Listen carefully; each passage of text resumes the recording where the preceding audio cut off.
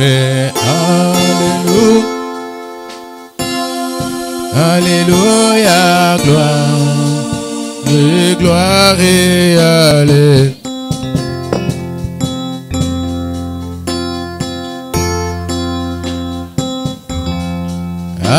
Alléluia,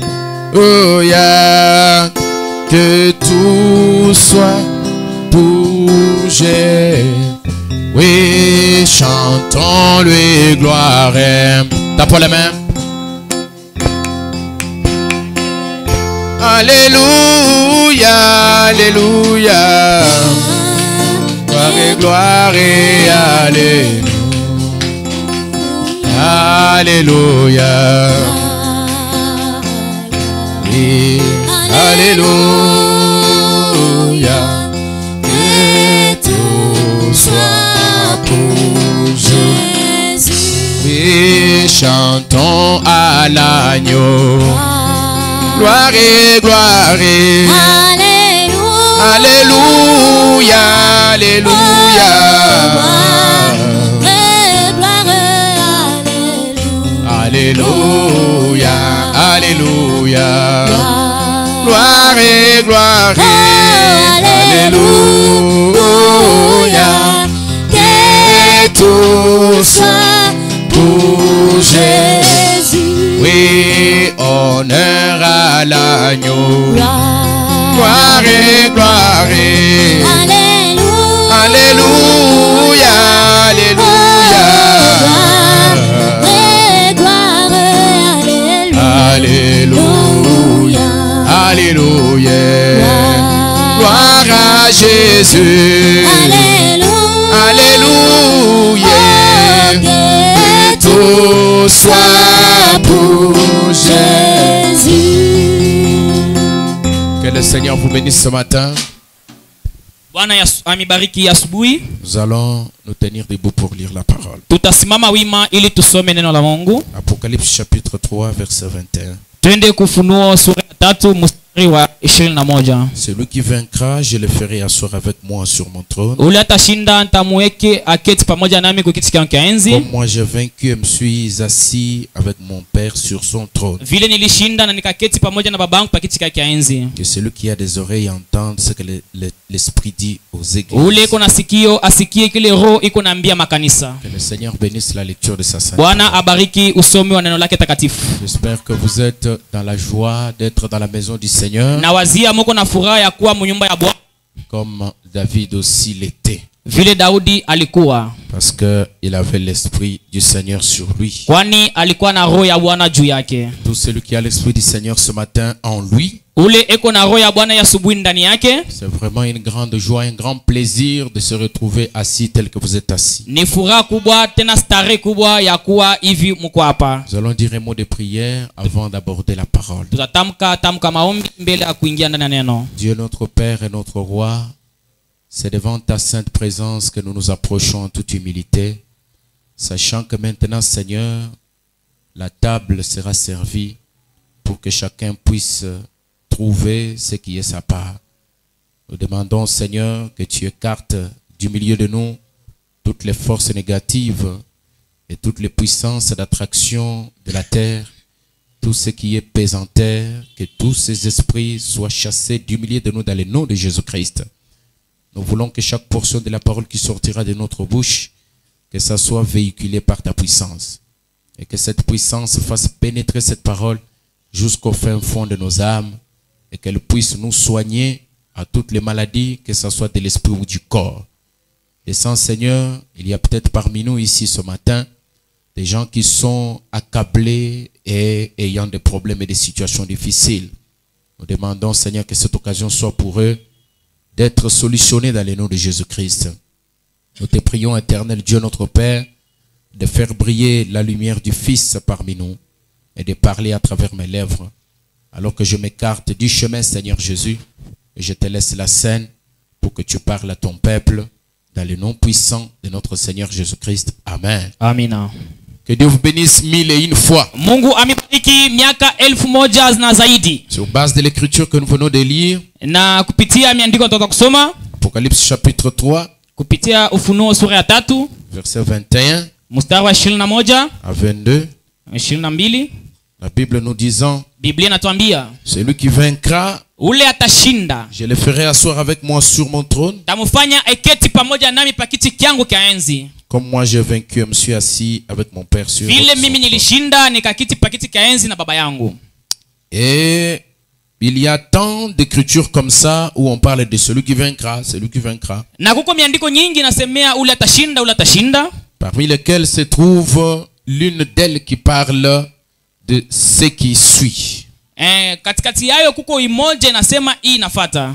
Je n'effacerai pas son nom du livre de vie de l'agneau. Sitazima kamwe jina lake ndani ya kitabu kya uzima kya mwana kondoo. Ainsi, vous allez déjà avoir l'idée de ce que nous allons parler ce matin. Na hapa mtakuwa na wazo ya ile tutazungumzia asubuhi. Et pour ceux de cette église, vous savez déjà ce que nous sommes en train de traiter. Kwa wale wa kanisa wanasha kujua kile tuko nazungumzia. Nous parlons d'un thème que nous avons intitulé l'agenda de Dieu. Tuko nazungumzia kishina kinaitwa agenda ya Mungu. Et nous sommes dans la rubrique les livres de vie de l'agneau. Na tuko mkipande inaitwa kitabu kya uzima kya mwana kondoo. Et dans lequel nous sommes en train de développer des sous-points. Na ndani yayo tuko nasemezia manukta ya chini. Nous avons vu plusieurs groupes de gens. Na tuliona magundi nyingi ya watu. Nous avons vu qu'il y a ceux qui vont être sauvés dans le temps, Na tuliona kwamba kutakuwa wale wataokolewa mwenendo wa nyakati, dont les noms ne peuvent en aucun cas être supprimés ou enlevés du livre de vie. wenyewe majina yao haiwezi kamwe kuondolewa au kuzimiwa mkitabu kya uzima.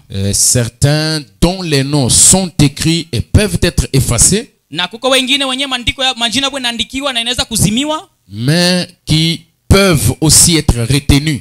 au inaweza tena kubakia. Des noms écrits dans les livres, mais qui peuvent être soit effacés, soit retenus. Majina yenye kuandikiwa mkitabu yenyewe inaweza kuzimiwa au inaweza kubakia. Déjà, automatiquement, nous comprenons qu'il se dégage deux sous-groupes dans ce groupe-là. Mara moja tunaelewa kusema kuna kama gundi mbili natoka mwele gundi ile. Des gens dont les noms sont écrits dans les livres de vie et dont leurs noms seront effacés. Watu wenye majina yao inaandikiwa mkitabu kya uzima yenye majina yao itazimiwa. Et les gens dont les noms sont écrits dans les livres de vie, dont les noms seront retenus, tout simplement. Watu wenye majina yao inaandikiwa mkitabu kya uzima na majina ile itabakia paka mule. Donc ce groupe-là sont différents du premier groupe dont les noms ne peuvent en aucun cas être effacés. Ile gundi inachana gundi ya kwanza yenye majina yao inaweza kuzimiwa. Amen. Amina. Et ensuite, Na il y kisha a les gens dont les noms ne sont jamais écrits dans le livre de vie. na kuko watu wenye majina yao haiandikiwaka hata mkitabu kya uzima. Nous avons montré que le nom peut être effacé dans le livre de vie pour plusieurs raisons. Na tuliona kusema jina inaweza kuzimiwa mkitabu kya uzima kwa sababu ya mingi. Entre autres à cause de l'idolâtrie. Katikati yayo kuko kuabudu sanamu. Et nous sommes dans un temps de plus grande séduction. Na tuko mkizazi kya utongozi ya munene sana. Un grand danger. Kuko hatari kubwa kabisa.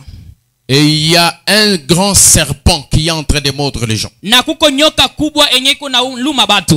Et ce serpent-là, Na ile nyoka s'il vous mord, c'est déjà la mort. kama inakuluma ni kufa mara moja. Il vous mord, vous êtes mort. Kama inakuluma unakufa mara moja. Ce serpent-là, Ile nyoka c'est le signe du péché. ni alama ya zambi. Mais il est très rusé. Na eko mjanja sana. C'est un grand danger parce qu'il est tellement rusé, il a plusieurs méthodes qu'il utilise qui sont semblables aux méthodes même de Dieu. Ni hatari kubwa kwa sababu ni mukaramusi na eko natumikisha manjia ya mingi yenye nafanana na manjia ya Mungu. Et Frère Branham dit, Na ndugu Branham anasema là où résident les dangers, pale penye kwa hatari c'est parce que le diable se fait adorer sans que les gens sachent qu'ils sont en train de l'adorer. ni juu shetani eko najifanya bamwabudu bila benye beko na mabudu bajue beko nabudu shetani. C'est un grand danger. Ni hatari kubwa Et c'est tellement rusé na iko ya ujanja sana parce qu'il prend la forme religieuse. kwa sababu unachukua umbo ya kidini. Il prend la forme que les gens aiment. Eko nachukua umbo ile yenye watu wanapenda. Là où les gens accourent pour aller se cacher. Kule kwenye watu weko na kimbilia jo kwenda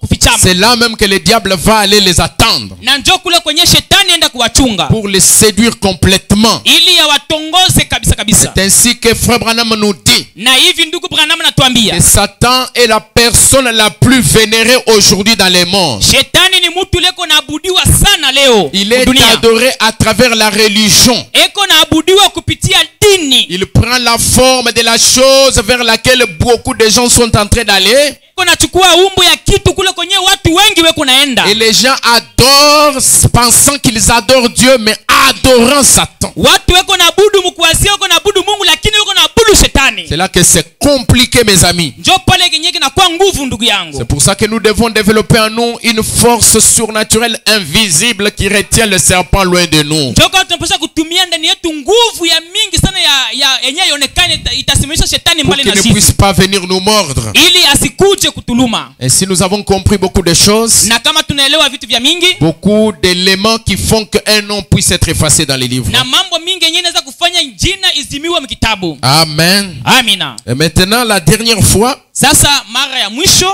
nous étions en train de parler de 3 groupes de gens. Na tulikuwa tukizungumzia maina tatu au gundi tatu ya watu qui seront sauvés après la deuxième résurrection. Wale wataokolewa kisha ufufuko ya pili. Parce qu'il y a la première résurrection kwani kuko ufufuko ya kwanza qui arrive avant la venue du Seigneur. Ile iko nafika mbele ya ujio ya Bwana. Il y a ensuite la seconde résurrection. Na kuko pia ujio ya pili, kuko ufufuko ya pili qui arrive après le millénium. Enyewe iko na kuja kisha utawala wa miaka 1000. La première résurrection concerne seulement les morts en Christ. Ufufuko ya kwanza ni kwa ajili ya wale watakufa katika Kristo. Ceux-là vont ressusciter parce qu'ils avaient le baptême du Saint-Esprit. Wale watafufuka kwani walikuwa na ubatizo wa Roho Mtakatifu. Ils étaient sauvés par le message de leur jour. Waliokolewa kupitia ujumbe ya wakati yao. Et ils vont aller dans l'enlèvement. Na watenda mkunyakuliwa. Ils sont appelés l'épouse. Wanaitwa bibi harusi. Et ne peuvent pas passer par le jugement. Wenyewe hawawezi kupita kuhukumu. Ils vont retourner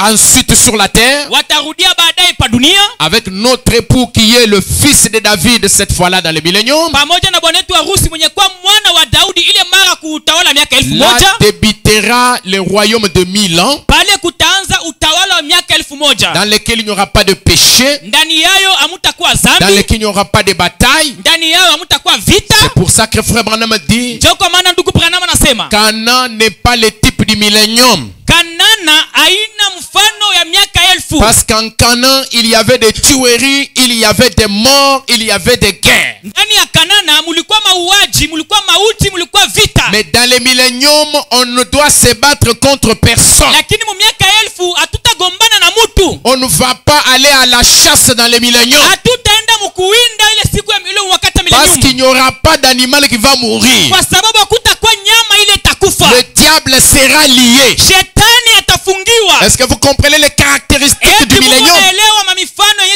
Le diable sera lié. Shetani atafungiwa. Je ne serai pas assis dans le millénium. Sitaketi mu miaka 1000. Et je commence à publier sur mon statut, mon enfant vient de mourir et les gens ne viennent pas. Je commence à dire, vous n'étiez pas venu dans les milléniums pour me visiter quand mon enfant était malade. Quand mon enfant était mort. Non, vous nous aviez pas appelé. J'avais publié sur mon statut, non? Non, dans les milléniums, il n'y a pas ça. Amen. Amina. Dans le millénium, il n'y a pas de mort. Parce que le diable sera lié. Mais il sera ensuite relâché. Alors après le millénium, vient la seconde résurrection. C'est ce qu'on appelle la résurrection générale. Les justes, les injustes, les Mobutu, tous ces gens vont ressusciter. Tous ces gens-là vont ressusciter. Pour être jugés. Jugés par qui? Par l'époux à travers son épouse. Amen. Ils vont être jugés par nous. La Bible dit les saints jugeront les morts. Les saints jugeront les anges. Quelqu'un peut-il dire amen à ça? Nous sommes des juges. Et la Bible fait que nous puissions commencer à nous entraîner maintenant aux juges. À être des juges. Il dit comment vous pouvez aller amener vos problèmes entre vous frères aux tribunaux de ce monde pendant que la Bible dit que que les saints jugeront le monde. Ndio maana nasema John utapeleka mambo yetu katikati bandugu katika serikali ya dunia, na ajabu Biblia inasema sisi watakatifu tutahukumu dunia. Nous allons juger le monde. Sisi tutahukumu dunia. Commençons par nous entraîner. Tuanze sasa kujifundisha. Quand il y a des palabres parmi nous, Wakati kuko ugomvi on katikati doit yetu, les traiter comme des chrétiens. tunapasha kuimaliza sawa vile Bakristo. Amen. Amina. Et maintenant, c'est là où était notre problème. Ndio pale palikuwa mambo. Nous avons vu que après maintenant le millénium, Tuliona kisha miaka 1000, lorsque les justes et les injustes ressuscitent, wakati wenye haki na wasipo haki wanafufuka, il y aura des catégories ou des groupes, 3 groupes de gens qui ont la possibilité d'être sauvés en ce moment-là. kutakuwa magundi 3 ya watu wenyewe watakuwa na uwezo ya kuokolewa ile wakati. Le grand enseignant de la parole nous a dit, Mwalimu kubwa wa neno alitwambia, le premier groupe, gundi ya kwanza ce sont ceux qui ont fait du bien aux frères de Jésus. ni ya wale wenyewe walifanisha vizuri wa ndugu yake ya Yesu, Ceux qui ont servi et aidé les enfants de wale Dieu. walitumikia na kusaidia watoto ya Mungu, Qui ont pris les parties de ces enfants en des moments difficiles. wenyewe walisemea watoto wa Mungu wakati ya magumu. Les groupes de Nicodème et de Gamaliel. Gundi ya Nikodemu na Gamalieli. Ensuite, le deuxième groupe, Baadaye gundi ya pili ce sont les âmes sous l'autel. ni manafsi chini ya madhabahu. C'est pas les âmes en prison, mais les âmes sous l'autel. Manafsi chini ya madhabahu. Qui sont mentionnés dans le 5e sceau. Wenyewe ko ndani ya muhuri ya 5. Parce qu'ils se sont appuyés sur la parole. Kwa sababu waliegamia kuneno. Ce sont des gens qui ont été martyrisés à cause d'une bonne cause. Ni watu wenye damu yao ilimwangika kwa ajili ya sababu mwema. Ils ne sont pas de l'épouse. Hawana wa bibi harusi. Ce sont les juifs. Lakini ni Wayahudi. La preuve en est qu'ils sont en train de crier vengeance. Na hakikisho inaonyesha wakati beko nalalamika ile kulipa Ils kisasi. parlent dans Apocalypse chapitre 6, ils disent, Ndani ya Ufunuo sura 6 wanasema, jusqu'à quand vas-tu tirer vengeance sur tous ceux qui ont versé notre sang? mpaka wakati gani utalipisha kisasi kwa wale walimwanga damu yetu? Nous sommes morts par millions. Tunakufa kuwengi sana. Morts par multitude. Tunakufa wengi sana. Jusqu'à quand vas-tu tirer vengeance? Mpaka wakati gani utalipisha kisasi? C'est notre sang sur les habitants de la terre. Kwa sababu kupitia ile mambo ilifanyika wakaja dunia.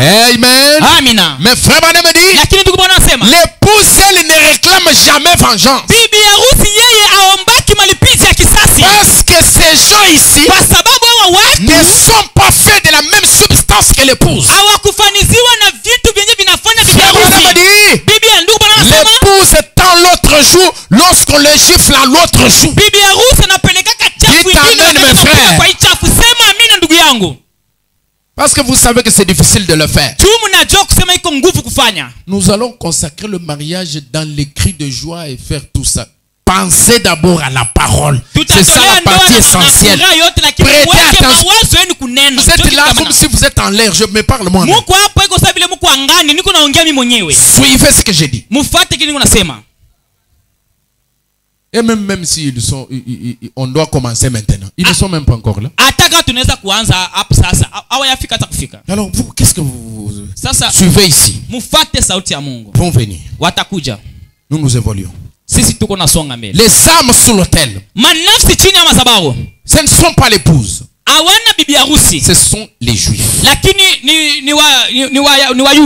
Et la troisième catégorie de gens qui doivent être sauvés après la seconde résurrection,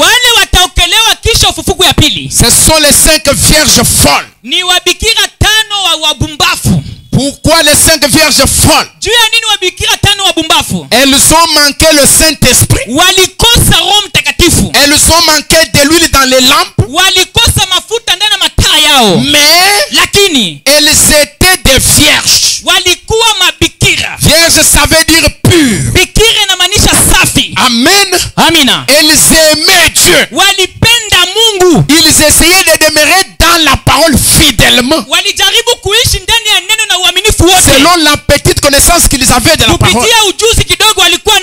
Ils ont apporté leur aide à l'œuvre du Seigneur. C'est pourquoi le Seigneur leur donne la possibilité, après la seconde résurrection, d'être aussi sauvés, d'entrer dans la vie éternelle. Que quelqu'un me donne un grand amen. Amen. Pourquoi les vierges folles doivent être sauvées? wataokolewa. C'est parce que quelques-uns d'entre eux Kwa sababu wamoja katikati yao refuseront d'adorer la bête. watakataa kuabudu mnyama, Ils accepteront de mourir watakubali wakufe à cause de leur foi, kwa ajili ya imani yao, bien qu'ils n'étaient pas de l'épouse. hata kama hawana wa bibi harusi. Parce que l'épouse, Kwa sababu bibi harusi ce sont ceux qui ont la partie de l'époux en eux. ni wale weko na sehemu ya bwana harusi ndani yao, Ils ont Christ en eux sous la forme du Saint-Esprit. weko na Kristu ndani yao, muumbo wa Roho Mtakatifu. Aujourd'hui, hier et demain, Leo, kesho na kesho yake, tout celui qui a le baptême du Saint-Esprit, ule yoyote eko na Roho Mtakatifu, lui ne va pas attendre la seconde résurrection. yeye hatachunga ufufuko ya pili. Lui, il est déjà l'épouse. Yeye eko mbele ya bibi harusi. Alléluia. Haleluya. Mais les vierges folles, Lakini wabikira wabumbafu ce sont ceux qui vont rester, ni wenyewe watabakia, qui font partie des églises nominales, wenyewe weko mu makanisa ya madhehebu, les dénominations madhehebu et les religieux. na wadini. Les gens, ils prêchent même que Jésus viendra. Weko na ubiri hata Yesu atakuja, Ils prêchent la sainteté. ubiri utakaso. Ils vivent correctement. Weko naishi mzuri, Ils s'efforcent de marcher selon la parole. weko na jikaza watembee pamoja na neno. Est-ce que quelqu'un peut dire amen? Eti mtu anaweza kusema Ce amina? sont des vierges folles. Ni wabikira wabumbafu. Est-ce que vous êtes avec moi? Eti muko pamoja nami? C'est là que nous nous sommes posé la question. Sio pale tulijiswali, Parmi les vierges folles, katikati ya wabikira wabumbafu, est-ce qu'il y en a-t-il dans le message? eti kuko wale watakuwa ndani ya ujumbe? C'est là qu'il faut comprendre le message, c'est quoi? Ndio pale inabidi kuelewa ujumbe ni nini. Le message, c'est le sang de Jésus. Ujumbe ni damu ya Yesu. Le message, c'est Jésus lui-même. Ujumbe ni Yesu peke yake. Être dans le message, Kukuwa ndani ya ujumbe c'est entrer en Jésus. ni kuingia ndani ya Là, Yesu. vous êtes dans le message. Pale uko ndani ya ujumbe. À part ça, Akisha nchi ya ile vous êtes dans le tabernacle. uko ndani ya matabernacle. Là, on a écrit Chibota tabernacle, Pale banaandika ndizi tabernacle. Chilomulombo tabernacle. Pale banaita jilombolombo tabernacle. Vous êtes venus aussi vous réfugier dans le tabernacle. Na we unakuja kukimbilia mu tabernacle. Mais cela ne veut pas dire que vous êtes dans le message. Lakini ile haisemi kusema uko ndani ya Parce ujumbe. que le message, Ujumbe ni nini? c'est Christ, la parole Ni faite chair. Kristo neno yenye kujifanya mwili. Être dans le tabernacle Kuwa ndani ya ne matabernacle vous donne pas la garantie du ciel. haikupatii ya kwamba utaingia mu mbingu. Et laissez-moi vous dire, Hata mimi niambie, le message ujumbe que nous avons reçu, yenye tulipokea c'est un message de l'enlèvement. ni ujumbe ya kunyakuliwa. Est-ce que quelqu'un peut dire encore Eti amen? mtu anaweza kusema amina amina? C'est un message de Ni l'enlèvement. ujumbe ya kunyakuliwa. Ne vont aller dans l'enlèvement que ceux qui sont dans le message. Wenyewe wataenda mkunyakuliwa ni mpaka venye kwa ndani ya ujumbe. C'est pourquoi en dehors du message, Kwa maana nje ya c'est ujumbe, pourquoi nous disons, toka tu en kunasema dehors du message, nje ya ujumbe pas de ciel. hakuna mbingu. Mais le message, c'est quoi? Lakini ujumbe ni nini? Parce que vous allez me pointer les hypocrites qui sont dans les tabernacles, Na mais disant que voilà les gens du message. utasema tu benye beko mu ujumbe. Ce sont des hypocrites du tabernacle. Ni banafiki ba mu matabernacle. Amen. Amina amina amina. Et ces gens-là, Na wale watu ils sont dans une très mauvaise posture. weko msimamo mubaya sana. Parce que ces gens-là, Kwa sababu wale watu ce sont des souches, ni mizizi tu, des morceaux de bois ni vipande vya miti coupés enye na katika et placés dans l'eau. enye naweka mu maji. Ils pourrissent plus vite que les morceaux de bois qui sont à l'endroit sec. Weko naoza haraka kupitia bale benye kwa pofasha ukauka. Ces gens-là Wale watu qui ont déjà entendu la vérité, benye basa kusikia ukweli. Branham nous dit, Branham anatuambia ils étaient aussi là. walikuwa nao pale. Branham dit, ils fréquentaient l'église, Ndugu Branham sema balikuwa naingia mu kanisa, mais quand ils ont déjà entendu la vérité, lakini wakati tu basa kusikia ukweli, ils vont ressusciter aussi nao pia watafufuka à la seconde résurrection. ufufuko ya pili. Mais de quel groupe sont-ils? Lakini watakuwa mkundi ya watu gani?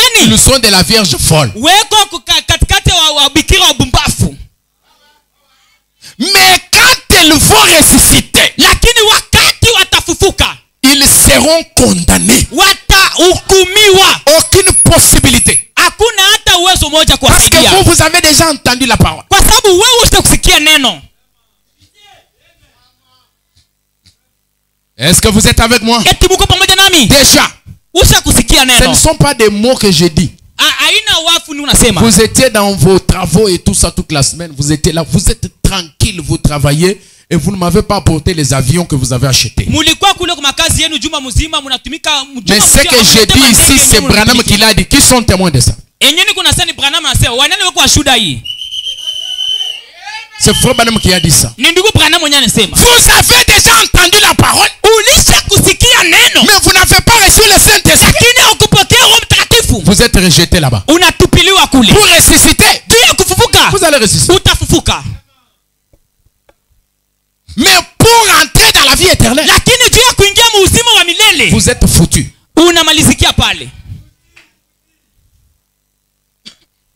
Amen. Amina. C'est grave. C'est Branham qui dit ça. Ni Branham anasema. On appelle les misomés. Vous voulez que je vous lise? Laissez-moi les lire. Mwache nisome.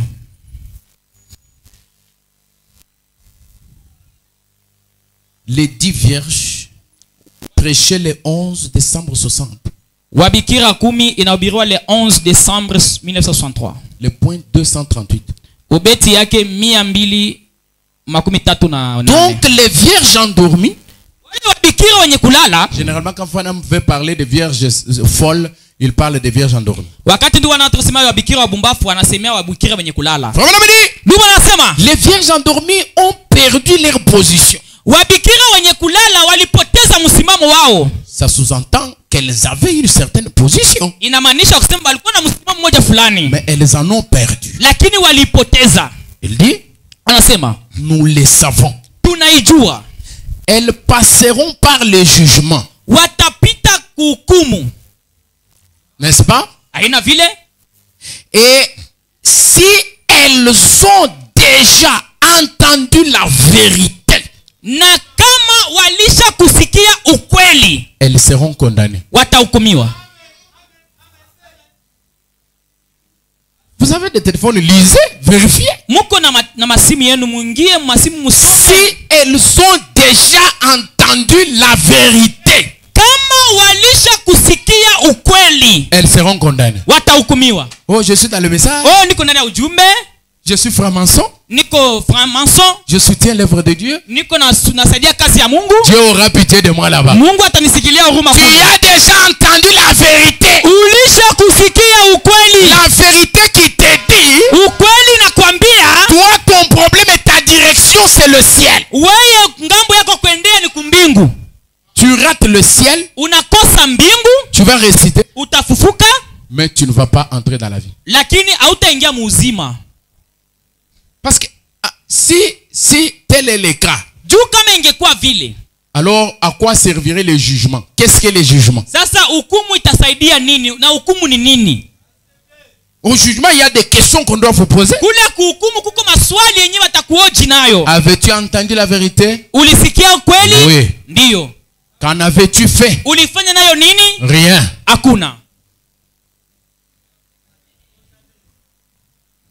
Frère Madame dit 409. Ndugu bwana anasema Les vierges endormies ont dit, wabikira wenye kulala walisema, dis donc, sema j'aimerais bien avoir de cette huile maintenant. nilipenda mimi kuona ile mafuta hapa sasa. L'épouse a dit, Bibi harusi akasema, j'en ai juste assez pour moi. niko tu juu na yangu tu mimi mwenyewe. J'en ai juste assez. Niko Si tuna tu yangu en tu. veux, va toi-même en prière pour en recevoir. Kama unaipenda wewe mwenyewe uende uitafute kule peko naiuzisha. C'est là qu'on commence à organiser 100 jours. Njoo kwa banaanza kuweka masiku 100.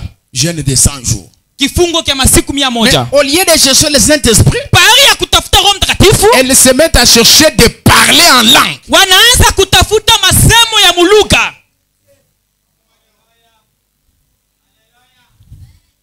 Ne voyez-vous pas la Vierge endormie maintenant? Amuoni bikira mwenye kulala hapa sasa? Regardez les épiscopaux, les presbytériens, les luthériens et tout. Waangalie wa presbyterien, baliterien na wengine. Le problème c'est qu'au lieu de chercher à recevoir le Saint-Esprit, ils cherchent à parler en langue. Mambo enyewe kunaya, pari ya kutafuta Roho Mtakatifu bila tafuta kusema kwa lugha. Beaucoup d'entre eux parlent en langue, mais ils ont honte de venir à cette église ici. Na watu wengi katikati yao weko nasema kwa lugha, lakini weko na aibu ya kuja Pour kwa qu'on kanisa prie hapa. pour eux. Ili wawaombee. Ils veulent que j'aille chez eux prier pour eux. wanapenda nyende kwao ni waombee. Vous appelez ça le Saint-Esprit? Munaita ile Roho Mtakatifu? C'est parler en langue, mais ce n'est pas le Saint-Esprit. Ni kusema kwa lugha lakini haina Roho Mtakatifu. Oh, je crois que le Saint-Esprit parle en langue. Oh, naamini kusema Roho Mtakatifu nasema kwa lugha. Vous savez que je crois cela, voyez-vous? Munaamini kusema mnatoa naamini vile. Mais il en existe une contrefaçon aussi. Lakini kuko kinyeki ya kujitengeneza ndani yayo. Quelque chose de faux. Kitu cha kujitengeneza nacho. Oui, messieurs. Asema ndio. Ce sont les fruits de l'esprit qui démontrent ce que c'est. Ni matunda ya roho kunaonesha kile kinyeki. Les fruits de l'arbre montrent ce qu'elle sort, démontrent de quelle sorte d'arbre il s'agit. Matunda ya mti kunamaanisha inaonesha hii mti ni mti gani? Pas l'écorce, les fruits. Mti. Hapana maganda lakini. Pas l'écorce, le fruit. Hapana maganda lakini matunda. Maintenant remarquez.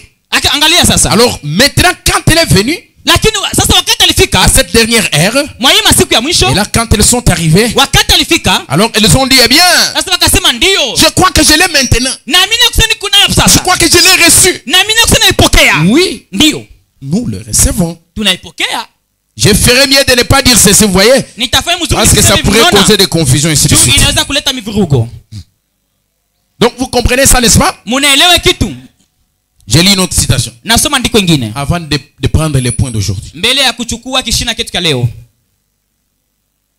L'écriture sur la muraille prêchée le 18 juin 1958. Andiko kuuguta enye na birwa le 18 juin 1958. Au point 3.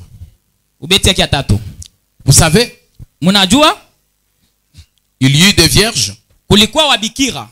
Qui allèrent à sa rencontre. Wenyewe walienda kukutana naye. 5 étaient encore vierges. Watano walikuwa angalia wabikira. Mais des vierges folles qui ne gardèrent pas l'huile dans leurs lampes. Lakini wabikira wabumbafu wenyewe wakuchunga mafuta mataa yao. Et quand bien même elles étaient vierges, hata kama walikuwa wabikira, tout autant que les autres, sawa vile wengine, elles ne furent pas admises au souper de noces. Lakini hawakukubaliwa kuingia ndani ya karamu ya mwana kondoo. Connaissez-vous les soupers de noces? Mnajua karamu ya mwana kondoo? C'est la salle quoi? Là où on va aller fêter là. Hein? Salle de noces, oui, là-bas. Fête de noces, salle de noces. Cette salle-là, vous avez les invitations, non? Je vais donner l'exemple. Donnez-moi un peu le nom qui est là. C'est la salle quoi? C'est lui qui a une invitation. Anglicane. Hein? Voilà. Vous voyez comment ça se fait là? On quitte ici, dans les airs, bénédiction nuptiale et tout. On se dirige là-bas à la salle anglicane.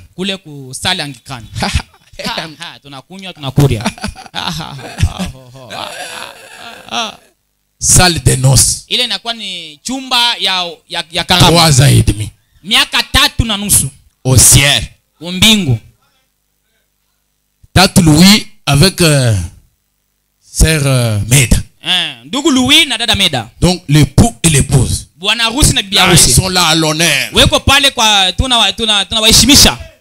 Et là au milieu là il y a des danses, tous ça, les anges sont là, hein, n'est-ce pas? Et ils sont là,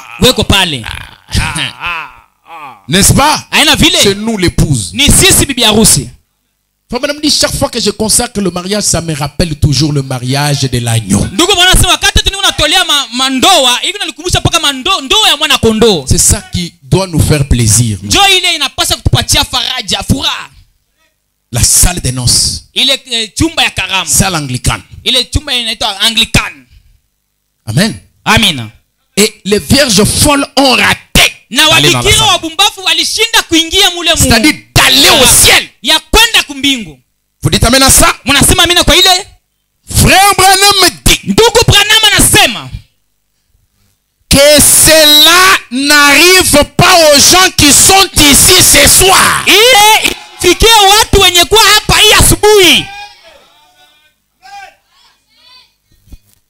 Donc c'est une possibilité qu'il ouvre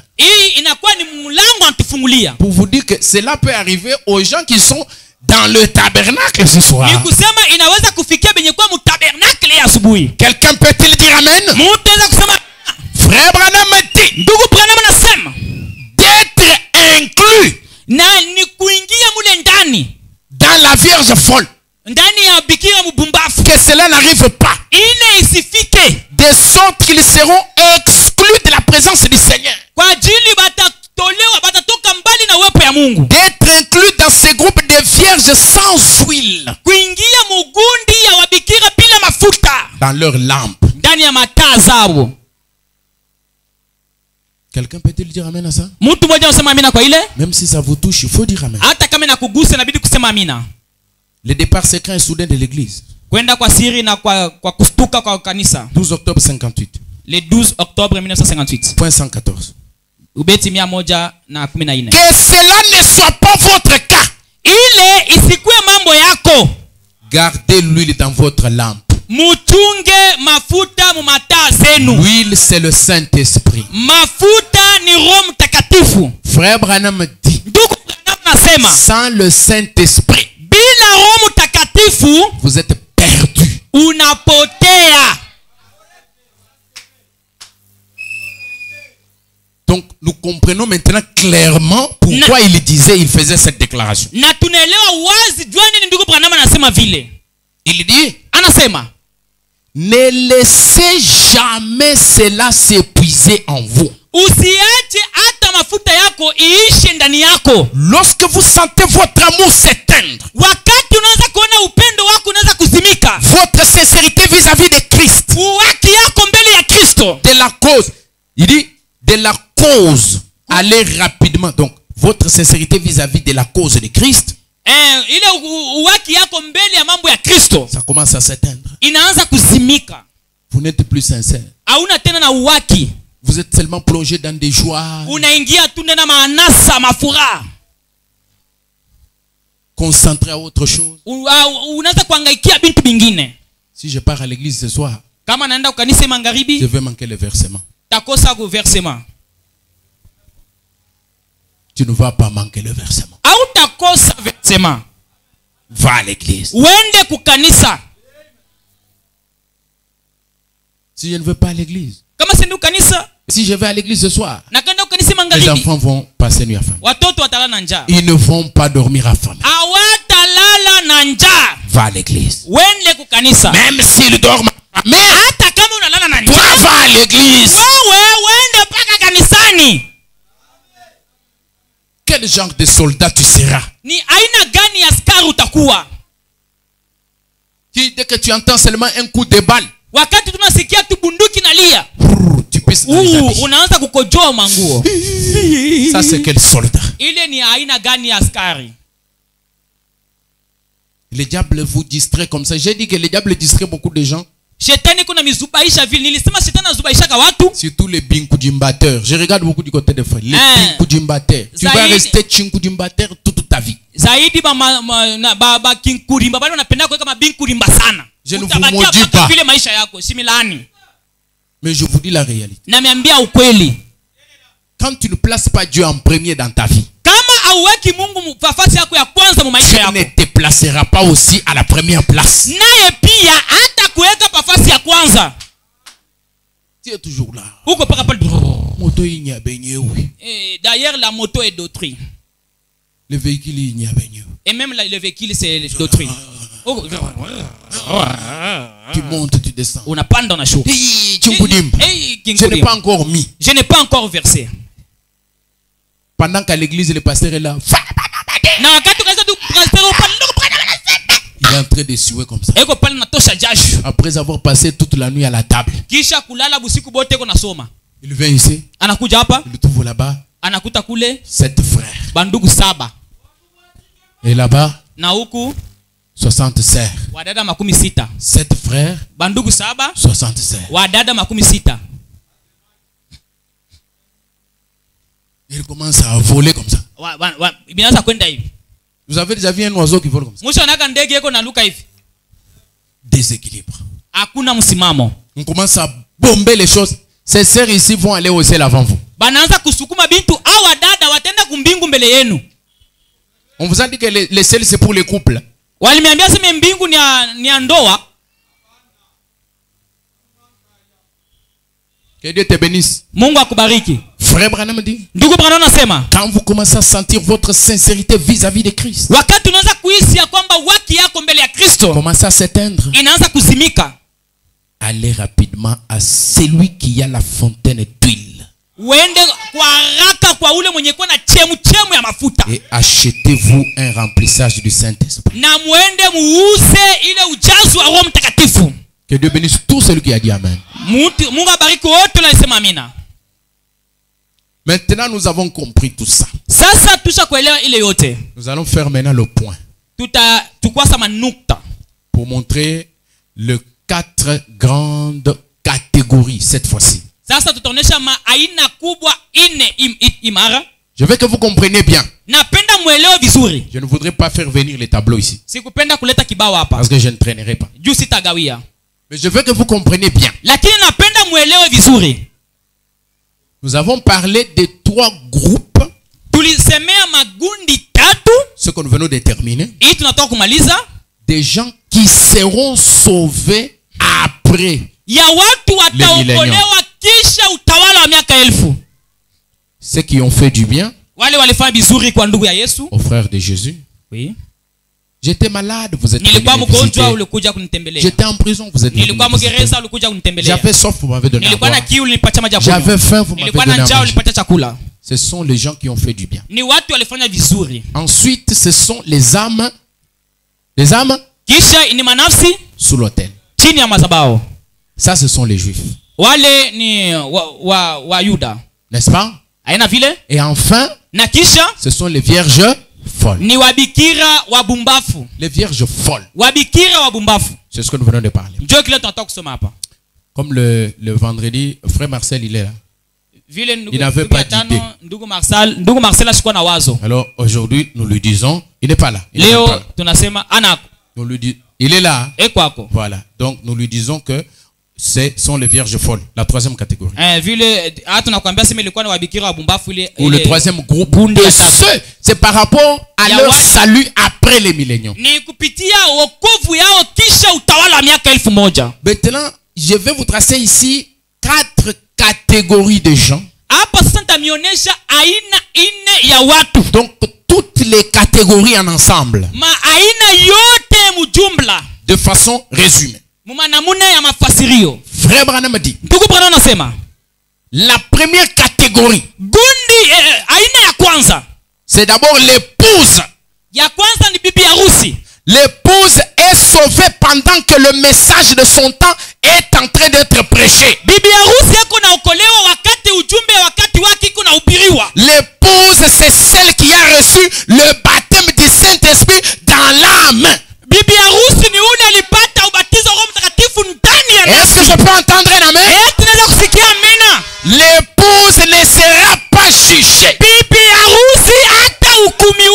Parce que tous ceux qui sont en Christ sont exemptés du jugement. Christ ne viendra pas juger sa chère épouse. Sa chère belle épouse. Épouse honorable. Promettez-vous de l'honorer? Christ dit oui, je le promets.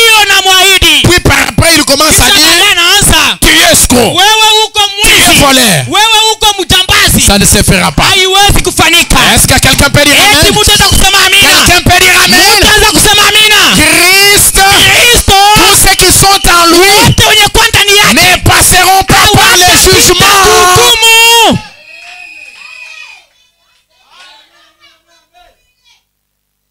Est-ce que vous pouvez dire encore amen? Ça c'est la première catégorie. Donc on allait écrire là-bas au tableau. Écrivez dans votre pensée. La deuxième catégorie, ce sont les bons. Les vierges folles et les justes.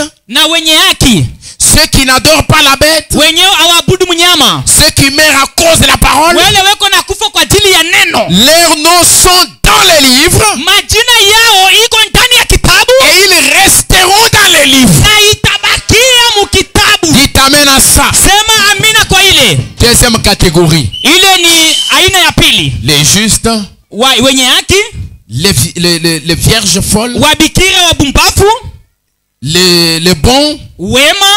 Les gens qui résistent à la bête. Les gens qui sont martyrisés à cause de la parole. Les gens dont les noms sont écrits dans les livres. dans la section effaçable. mukipande kya kusimiwa. Vous vous souvenez de ça? Munakumbuka vile? Dans la section effaçable. Mukipande kwenye kunaweza kusimiwa. Mais qui vont être maintenus dans cette section-là. Lakini watawaacha paka ile kipande ile. Troisième catégorie. Aina ya tatu. Ce sont les chrétiens frontaliers. Ni Wakristo wa mipaka. Qui sont croyants. Wenye kuwa waaminifu. Qui sont dans l'église. Wenye kuwa mukanisa. Comme Judas. Sa vile Judas. Il était croyant. Alikuwa mwaminifu. Bon, d'aucuns voudra dire que ça soit soi-disant croyant. D'accord, je vous en concède. Mais ils sont religieux. Lakini ni wa kidini. Ils viennent à l'église. Weko nakuja mukanisa. Mais ils relâchent. Lakini weko naachilia. Leurs noms sont écrits dans les livres. Majina yao iko ndani ya kitabu. Les noms de Judas étaient écrits dans les livres. Jina ya Judas iliandikiwa mkitabu. Dans la section effaçable. Mukipande kya kuzimika. Et il a été ensuite effacé. Na baadaye jina yake ikazimiwa.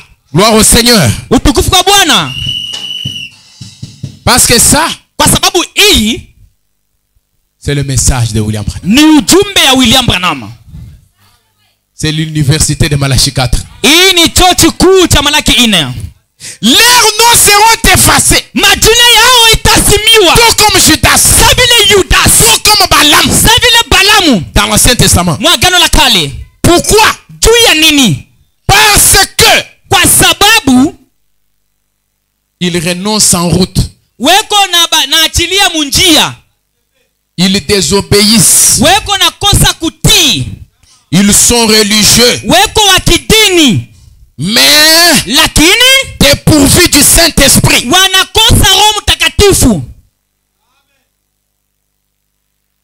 Amen. Amina. Et la quatrième catégorie des gens, na aina ya watu, ceux dont les noms n'ont jamais été inscrits dans le livre, wale wenye majina yao hayaandikiwa kwa mkitabu, et ne les seront jamais, na haitaikalaka mwaka. Dieu les a prédestinés. Mungu aliwatanguliza. Mais il ne les a pas prédestinés pour l'élection. Lakini akuwatanguliza juu ya uchaguzi. Là ce sont les pharaons. Pale ni wa Farao. Les Hitler Adolphe. Wa Hitler Adolphe. Les méchants là. Wale waovu wale. Est-ce que quelqu'un peut dire amen? Quelqu'un peut dire amen à ça? Et c'est là que nous trouvons leur place dans Proverbes chapitre 16. Verset 4. Et de Job 21, 30. Pouvez-vous me dire l'exposé de cet âge de l'église? Laissez-moi le lire rapidement pour que vous compreniez le résumé que je viens de faire. Est-ce que quelqu'un est avec moi? Il dit dans la partie, parce que je prends la voix de Dieu, dans le chapitre l'âge des sardes. Et je n'ai pas pris la page. Avant de poursuivre, faisons le point sur ce que nous avons vu jusqu'à présent. En premier lieu, notez 1. Nous avons en toute certitude, que le dessein de Dieu en est un d'élection. Il en avait formé le dessein en lui-même. C'était le dessein de Dieu de susciter un peuple semblable à lui, qui serait une épouse parole. Elle a été choisie en lui avant la fondation du monde. Elle était connue et aimée d'avance. Connu et aimé d'avant. Amen. Amina. C'est comme quand on dit j'ai aimé Jacob, j'ai haï Esaü. Avant même que Jacob et Esaü ne viennent sur la terre. Connu et aimé d'avance. Pourquoi si tu es l'épouse, il faut beaucoup t'en réjouir, mes amis. Il faut profiter de cette opportunité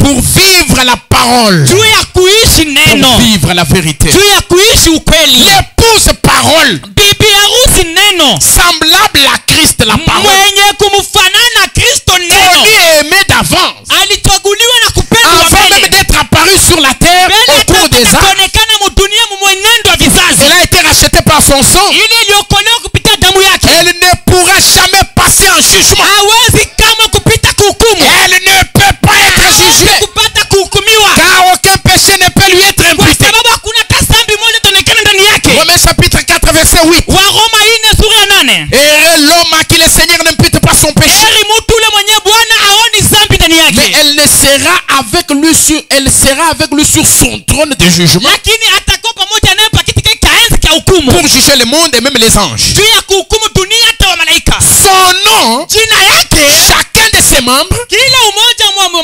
mgundi a été écrit dans une section du livre de vie de l'agneau. iliandikwa mkipande cha kitabu cha uzima cha mwana kondoo. Gloire au Seigneur Jésus. Utukufu kwa Bwana Yesu. De la face, donc, avant la fondation du monde. Mbele ya misingi ya dunia.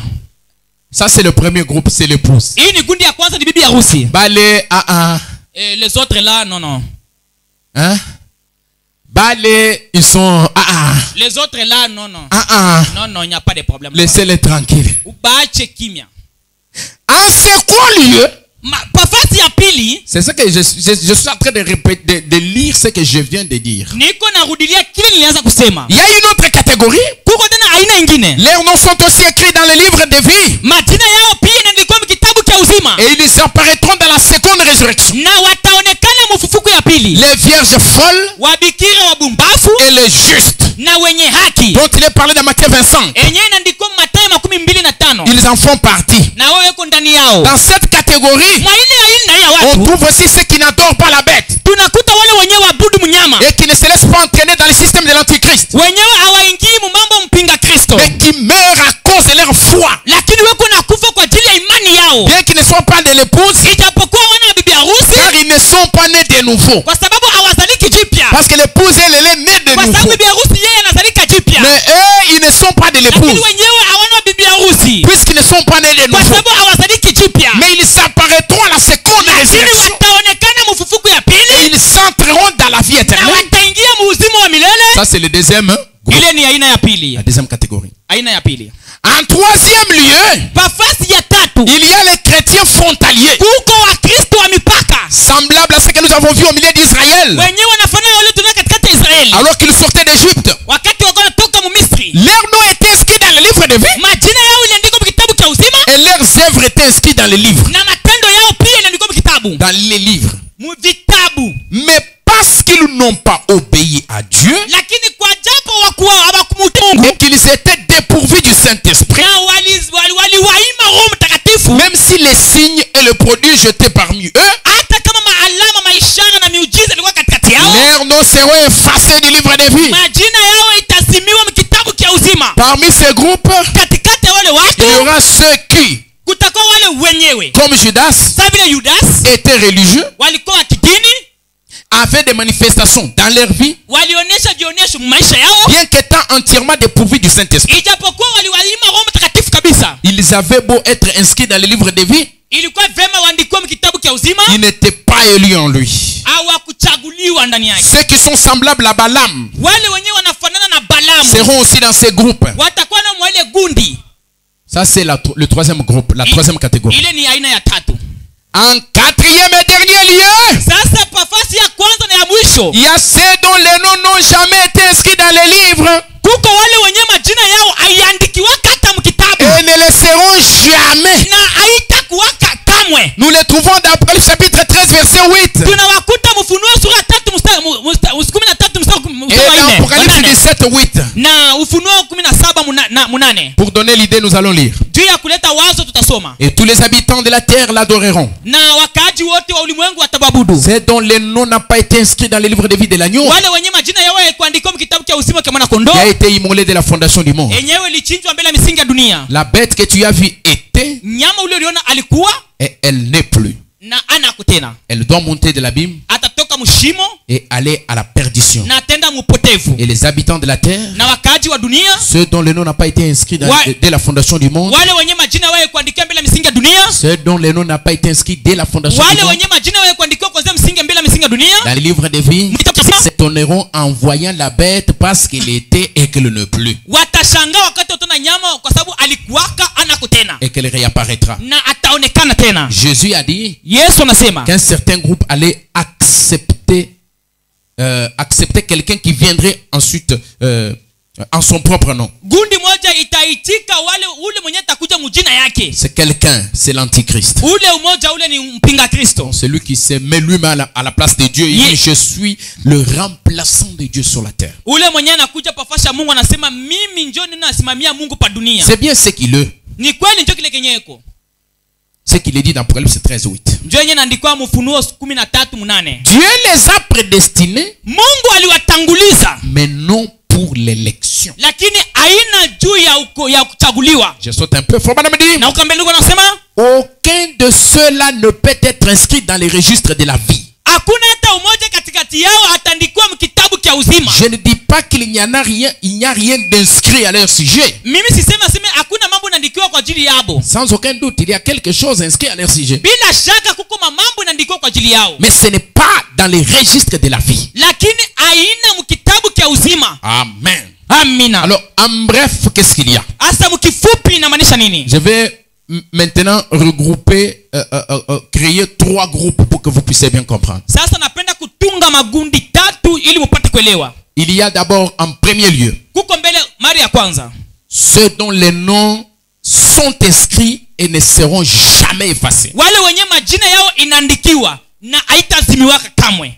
Dans l'union invisible de l'épouse de Christ, Frère Branham, je me rappelle avoir lu un endroit où il dit, Ndani ya muungano ya siri ya bibi ya Kristo, ndugu Branham anasema ces gens-là, wale watu quand ils viennent à Christ wakati wanakuja mkristo kwa Kristo et qu'ils reçoivent le Saint-Esprit, ils naissent de nouveau, wanapokea Roho Mtakatifu na wanazalika jipya, leur nom est transféré dans la seconde section du livre. jina yabo inatumiwa mkipande cha pili cha kitabu. Ils étaient dans le livre de vie, Walikuwa mkitabu cha uzima, c'est-à-dire tout ce qui est écrit au sujet de la vie naturelle. maana yake ile yote inaandikiwa kwa ajili ya maisha tu tunapita nayo pa dunia. Branham parle même d'un disque que Dieu installe dans l'enfant lorsqu'il est né. Ndugu Branham anasemea juu ya disk yenye Mungu yako naweka wakati mtoto anazaliwa. Ça commence à jouer, Inaanza ça kuzunguruka, fait un peu de bruit. inafanya makelele. À un moment donné, Dieu prend ce disque, il le retourne et il commence à enregistrer les œuvres que cet enfant commence à faire. Wakati À un mmoja certain âge. Mungu anachukua sasa ile disk anaweka, anaanza kubamba matendo yote ile mtoto kunafanya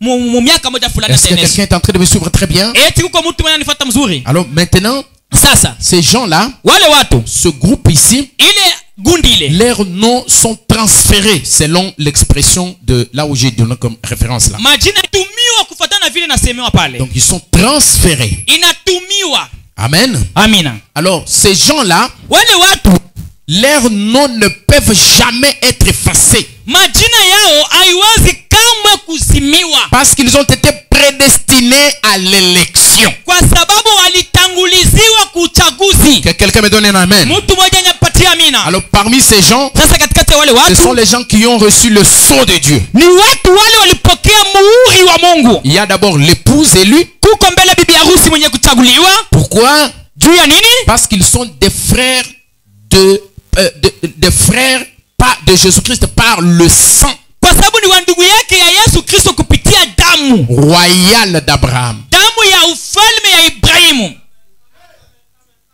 Vous dites amen à ça? Munasema amina kwa ile? Son frère de Jésus-Christ par le sang royal d'Abraham. Ni wandugu wa Yesu Kristo kupitia damu ya ufalme ya Ibrahimu. Ensuite, il y a aussi les autres qui sont scellés aussi, mais du côté des Juifs. Kisha kuko tena wengine wanapigwa muhuri ngambo ya Wayuda. Ce sont les 144 000 Juifs Ni wale 144,000 ya Bayuda. dont la Bible dit qu'ils seront scellés. Enye Biblia inasema watachapwa muhuri. Scellés de quoi? Watachapwa na nini? D'un tatouage Wataandika kumanguu sur le front et sur la main? au kukichwa au Non, mkono. scellés du Saint-Esprit. Watachapwa na Roho Mtakatifu. Vous dites amen à ça? Munasema amina kwa ile? Donc pourquoi eux aussi sont sauvés et leurs noms ne peuvent pas être effacés? Joni nao wanaokolewa na majina yao haiwezi kuzimiwa. kuheshimiwa? C'est parce qu'ils sont frères de Jésus par la chair et la lignée d'Abraham. Ni kwa sababu ni wa ndugu yake Yesu mkimwili na kupitia uzao wa Ibrahimu. Ça c'est le premier groupe. Ile ni gundi ya kwanza. C'est dont les noms sont écrits dans le livre et ne seront jamais effacés. Wale wenye majina yao inaandikwa kitabu na haitasimamiwa kamwe. J'ai dit que j'ai créé cette fois-ci 3 groupes pour que vous compreniez. Nasema naunda magundi 3 juu mpate kuelewa. Le deuxième groupe, Na gundi ya pili, ce sont ceux qui seront sauvés après le jugement du trône blanc. ni wale wataokolewa kisha hukumu ya kiti cha enzi. Là, il y a 3 sous-groupes. Pale kuna kuwa magundi 3 chini. Ceux qui sont sauvés après le jugement du trône blanc. Wale wenyewe wataokolewa kisha hukumu ya kiti cha enzi keupe. C'est-à-dire après l'enlèvement. Maana yake kisha kunyakuliwa. Bien sûr. Après l'enlèvement, Kisha après le kunyakuliwa, millénium. kisha utawala miaka 1000. Amen. Amina. Le premier sous-groupe de ceux qui sont sauvés après le jugement du trône blanc, Gundi moja ya chini ya wale wenyewe wataokolewa kisha hukumu ya kiti cha enzi keupe. je peux placer en première position les vierges folles. Taweka mbele msimamo ya kwanza wa bikira wa Les bumbafu. vierges folles passeront par la tribulation. Wabikira wa bumbafu watapita katika mateso. Je ne suis pas encore au jugement. Pale siafika kuhukumu. Tribulation. Mateso. Grande tribulation. Ile mateso kubwa. Que quelqu'un me donne un amen que je Mtu mwenye continue. nipatie amina kubwa niendelee. Ils passeront par la tribulation. Watapita kumateso. Passeront par une sorte de purgatoire. Watapita muutakaso. Mais elles vont remporter la victoire. Lakini watapata ushindi. Est-ce que nous sommes ensemble? Eti tuko pamoja. Il faut même dire, elles passent par la tribulation pour être purifiées. Na ndugu bwana sema wanapita mule mateso ili wapate kutakasiwa. Parce qu'ils n'ont pas reçu le message de leur jour. Kwa sababu hawakupokea ujumbe ya siku yao. Ils étaient sincères. Walikuwa na uwaki. Ils allaient dans des églises Walikuwa nominales. nenda mu makanisa na mazebu. Ils s'efforçaient de vivre correctement. Walikuwa na jitahidi kuishi mzuri. Ils s'efforçaient de faire et d'appliquer la parole. Walikuwa na jitahidi kutumia neno. Quelqu'un peut dire amen à ça? Mtu mmoja anipatie amina. Ça c'est le premier sous-groupe. Kwa sababu gundi moja ya chini Dans le deuxième ya groupe. kwanza magundi ya pili. Deuxième sous-groupe. Hasa gundi ya pili ya chini Ce sont les justes de Matthieu 25-31. ni wenye haki wa Mathayo 25:31. Si vous pouvez vous souvenir de Matthieu 25-31, Kama mtakumbuka Mathayo 23. c'est ce que je viens de citer tout à l'heure. Ili natoka kutaya hapa. J'étais en train de dire Nilikuwa nasema que ce sont des gens qui vont, dont Jésus va dire, vous m'avez fait du bien, vous m'avez donné de l'eau, vous m'avez donné à manger.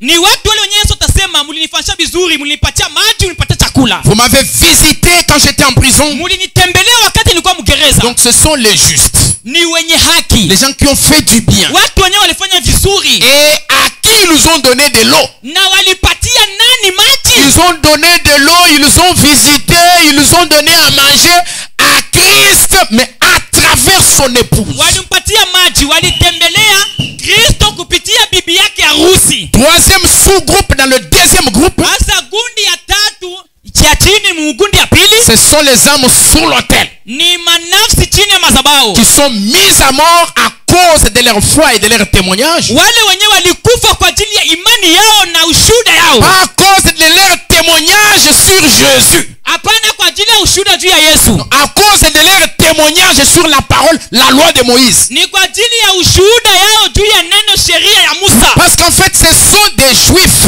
Kwa sababu bo ni Bayahudi. Nous sommes ensemble, je crois. Eti tuko pamoja. Et troisième groupe. Na kundi ya tatu. Amen. Amina. Troisième groupe. Gundi ya tatu kubwa.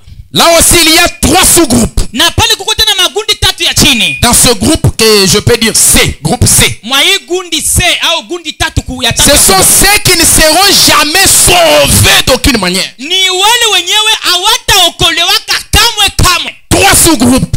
Magundi tatu ya chini. Ce sont des gens comme Judas. Ni watu sa vile Yudasi. Qui ont commencé. Wenyewe walianza. Mais qui ne sont pas arrivés jusqu'au bout. Lakini hawakufika hadi mwisho. C'est ce que je parlais sur du relâchement. Ndio yenye tuko nasema juu ya kuachilia. Commencer. Kwanza. Mais ne pas aller jusqu'au bout. Lakini kushinda kufika kumwisho. Le prophète nous a dit d'exposer de cet art. Nabii alituambia mvionyesho vya sasa makanisa. Ne vous y trompez pas. Musijidanganye. Un homme baptisé du Saint-Esprit. Mtu mwenye kubatizwa na Roho Mtakatifu restera dans la parole jusqu'à la fin. Atabakia ndani ya neno hadi mwisho. Vous dites amen à ça? Unasema amina kwa ile? Vous dites amen?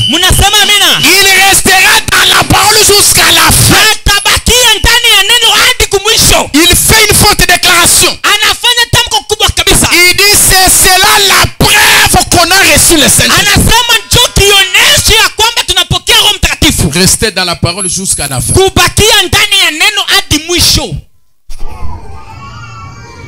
Et rappelez-vous qu'exposer des 5 ans de l'église, Mkumbuke kusema kionyesho bizasa la kanisa c'est un enseignement. ni mafundisho. Est-ce que nous sommes ensemble? Hebu pamoja. Le deuxième sous-groupe dans le troisième groupe, Na kundi ya pili ya chini mkundi ya tatu kubwa ce sont les incrédules. ni watu wa kutokuamini. Ceux dont les noms n'ont jamais été inscrits. Wale wenye majina yao haiandikiwako. Quelqu'un peut dire amen? Les incrédules. Wa kutokuamini. Oh, gloire au Seigneur Jésus. Oh, kukuta Bwana Yesu. Dis tout le temps, ça. Les choses Amen. tellement Est-ce que vous aimez ça? Ce sont les incrédules. Ni wa kutokuamini. Deuxième sous-groupe, Kundi ya pili. qui n'ont jamais été inscrits dans les livres. Wenyewe hawaandikiwako mu kitabu. Gloire au Seigneur Jésus. Utukufu kwa Bwana Yesu. Et le troisième sous-groupe, Na kundi ya tatu ya pili. ce sont les méchants. Ni waovu hawa watu. Amen. Les méchants comme Pharaon, Waovu wakali sa vile Farao, comme Hitler Adolphe, sa vile Hitler Adolf, comme Mussolini. sa vile Mussolini, Amen. Amen. Comme Staline sa vile Stalin, de l'URSS. ya kuila sasa. Est-ce que quelqu'un peut dire amen? Alors, je suis en train d'établir. Sasa naanza kumaliza. Vraiment, il y a une question-réponse numéro 2. Ndugu anasema mswali na majibu ukifanya. Sehemu ya pili. Paragraphe 233. Ubeti yake 213. Il dit l'église, les tiers de tous, sauf l'épouse élue, passeront par la période de la tribulation. Kanisa ya uvuguvugu kutosha tu kanisa ilichaguliwa itapita wakati wa mateso. Là, c'est comme si la bouche de Dieu est en train de nous donner maintenant tout l'agenda de Dieu. Iko sawa vile pale kinywa cha Mungu natupatia agenda yake yote. Est-ce que vous êtes avec moi? Nani? Il nous donne l'agenda de Dieu point par point. Inatupatia agenda ya Mungu nukta kwa nukta. D'abord, nous pouvons noter la tribulation en premier. Ya kwanza tuandika mbele mateso ya kwanza. On va dire, Ndugu anasema ils ne ressusciteront pas à la première résurrection. hawata kufuka kufufuka ya kwanza. Qui sont-ils? Ndio nani? Ce sont l'église tiers. Ni kanisa ya uvuguvugu. Les églises nominales. Makanisa ya madhehebu Ils ne ressusciteront pas à la première résurrection. hawata kufuka kufufuka ya kwanza. Parce que la première résurrection, c'est pour l'époux. Kwa sababu kufufuka ya kwanza ni kwa ajili ya harusi. Amen. Parce que la Bible dit, Kwa sababu Biblia inasema les morts ressusciteront premièrement. wafu katika Kristo watafufuka wa kwanza. Frère Branham dit, Ndugu anasema il commence à lire l'écriture, il dit, les autres morts ne revinrent pas à la vie avant 1000 ans. anasema wafu wengine hawatarudia muzima kisha utawala miaka 1000 mbele ya utawala miaka 1000. Uniquement l'épouse désignée d'avance, prédestinée, élue. Ni mpaka bibi harusi yenyewe ilitayarishiwa kwanza, ilitangulizwa na kuchaguliwa. C'est que Dieu lui-même a élu. Wale wenyewe Mungu peke yake alichagua. Qui est ce frère Branham? Ni wanani ndugu Branham? Vous pouvez me demander, mais frère Branham, est-ce que tu peux commencer à nous dire, celui-ci il est élu? Ndugu Branham unaweza Celui-là, kutambia il est- sema huyu anachaguliwa, Celui-là, huyu il est- anachaguliwa. celui-là, Ule il est- nani mchaguliwa? Et frère Branham dit nous ça. Na ndugu Branham utambie. Frère Branham dit, je Ndugu ne anasema sais pas. sijue. Je ne pourrais pas vous dire qui c'est, Siwezi kuniambia ni nani, mais je sais qu'ils y seront. lakini ninajua kusema batakuwa. Parce que le Seigneur l'a dit, voyez. Kwa sababu Bwana alisema, mnaona? Ce sont ceux qui s'élèveront au-dessus de la tribulation. Ni wale wenyewe watainuka juu ya mateso. Mais les autres passeront par la tribulation. Lakini wengine watapita mateso. Ils périront et tout sera tué avant Watakufa wote les milléniums. mbele ya miaka 1000. Ils vont être tués Watauawa avant les milléniums. mbele ya utawala wa miaka 1000. Au cours de la période de la tribulation. Wakati ya Donc, ya déjà parce mateso. que Branham fait mention du millénium, Kwa sababu ndugu Branham anaonesha utawala wa miaka 1000, nous pouvons compter déjà. tunapaswa kwanza kuhesabia. Le deuxième point dans l'agenda de Dieu, c'est le millénium. Gundi ya pili mu agenda ya Mungu ni miaka 1000. Alors, les justes dans le millénium, Wenye haki ndani ya miaka 1000 et ils vivront pendant 1000 ans. na wataishi katika wakati ya miaka 1000. 234. 234. Vous êtes fatigué? Hapana. Après les 1000 ans, Kisha utawala wa miaka 1000, après le millénium, kisha utawala wa miaka 1000, vient alors le jugement du grand trône blanc. kuna kuja sasa hukumu ya kiti kubwa cha enzi. Quand ça? Wakati gani? Après le millénium. Kisha utawala wa miaka C'est 1000. comme si Frère nous fait un résumé. Iko sawa vile ndugu Branham La chose suivante, c'est quoi? Je saute. Cha kufuata ni nini ndugu Branham? Naruka. Il dit 235. Bon, après ça, Kisha ile, c'est-à-dire maana yake, après le jugement du grand trône blanc, kisha hukumu kubwa ya kiti cha enzi toutes les keupe, nations seront jugées wakati yenyewe watu watahukumiwa à travers l'épouse. kupitia bibi harusi. Après ça, Kisha ile, il y aura un rassemblement du camp des saints kutakuwa makusanyiko kubwa sur la face de la terre. pa kiwanza ya dunia. Ça c'est quatrième point dans l'agenda de Dieu. Ile inakuwa ni nukta ya ine mwa agenda ya Mungu. Satan est relâché de sa prison. Shetani anaachiliwa mugereza yake. Suivez, parce que jusque là nous sommes allés jusqu'au niveau du jugement du trône blanc, mais on continue. Mufate, tunafika hapa mbele mhukumu ya kiti cha enzi, lakini tuko naendelea. Vraiment m'ajoute. Ndugu Bwana anaongeza. Il dit Satan est relâché de sa prison. Anasema shetani anaachiliwa mugereza yake. Cinquième point. Nukta ya 5. Parce que j'en ai noté ici 10. Juu niliandika hapa 10. Et il va de nouveau faire la guerre aux saints. Atafanya tena vita kwa watakatifu. Je crois que c'est ça, Gog et Magog. Na mimi nakusema injo Gog et Magog. Armageddon, c'est avant le millénium. Armageddon ni mbele ya miaka 1000.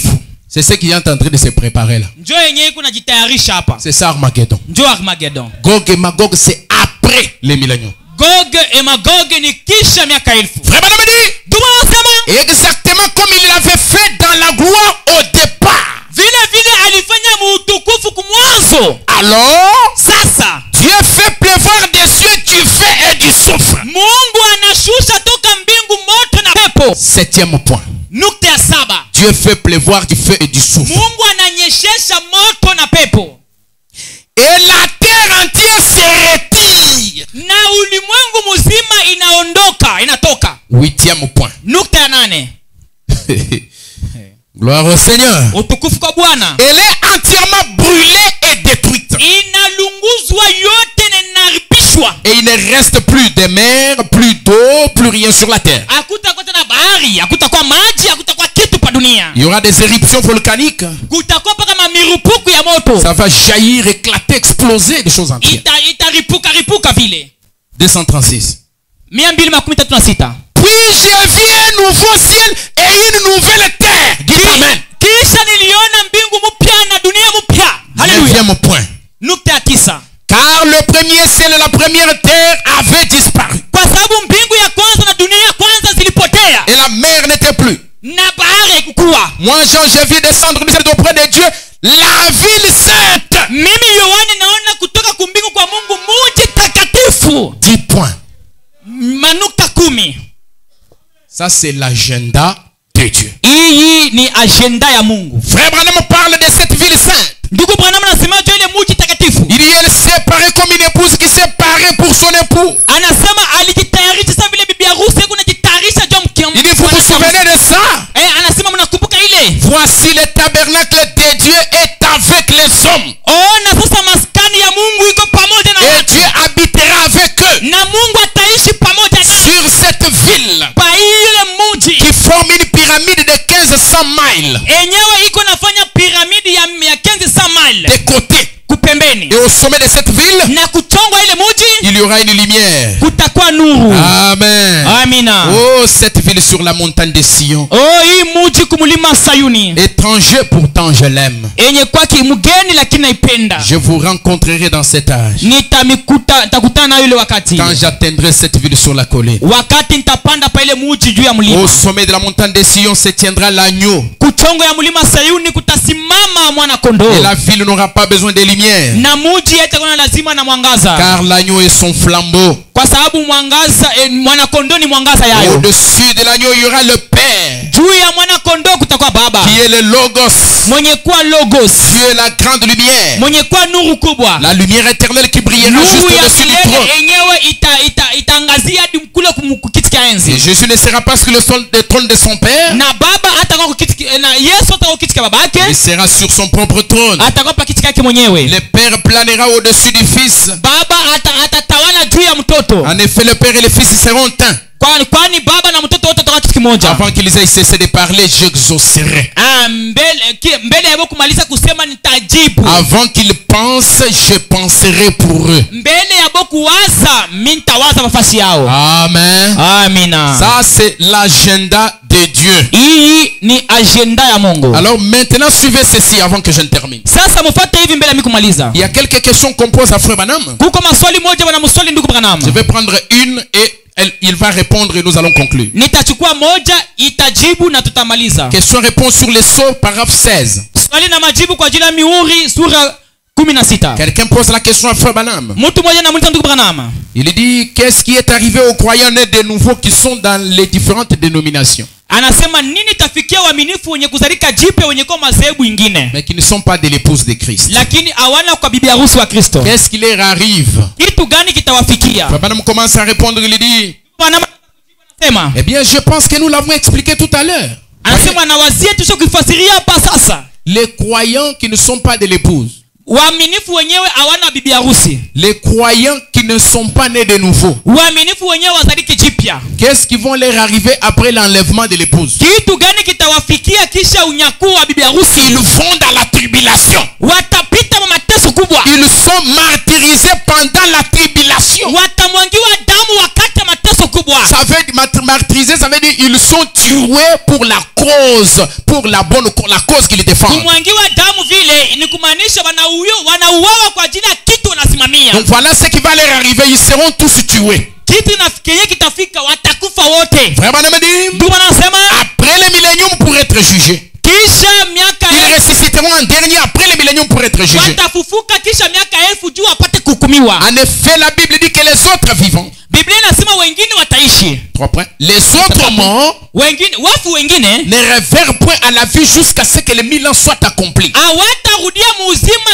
kisha miaka 1000 kupita. Ensuite, il y a eu une résurrection. Na kutakuwa tena ufufuko wengine. Et c'est là que les deux ressuscitent. Na ndio pale wote wawili watafufuka. Les justes et les injustes. Wenye yake na wasipo wake. Et ils ont été jugés par Christ et l'époux et l'épouse. Na watahukumiwa Kristo na bibi harusi. Il est venu sur terre accompagné de myriades et de myriades de saints. Alikuja pa dunia mwenye kusindikizwa na watakatifu wengi kabisa. Pas vrai? Haina kweli? Son épouse. Mke wake harusi. Les jugements s'assit. Na hukumu inawekwa. Les livres furent ouverts. Mabitabu inafunguliwa. Des livres furent ouverts. Vitabu vinafunguliwa. Et un autre livre fut ouvert. Na kitabu kingine kikafunguliwa. Qui est le livre de vie. Enye kwa kitabu cha uzima. Il a séparé là les boucs d'avec les brebis. Pale aliachanisha mambuzi na wanakondo. Pas vrai? Haina vile? Ça n'avait rien à voir avec l'épouse. Ile akikuwa naangalia bibi harusi. Elle était là en train de juger avec la reine. Avec sa reine. Alikuwa pale iko na hukumu pamoja na malikia wake. La reine et le roi ensemble. Malikia na mfalme pamoja. Il vint avec ses saints. Wanakuja na watakatifu wake. Des dizaines de milliers.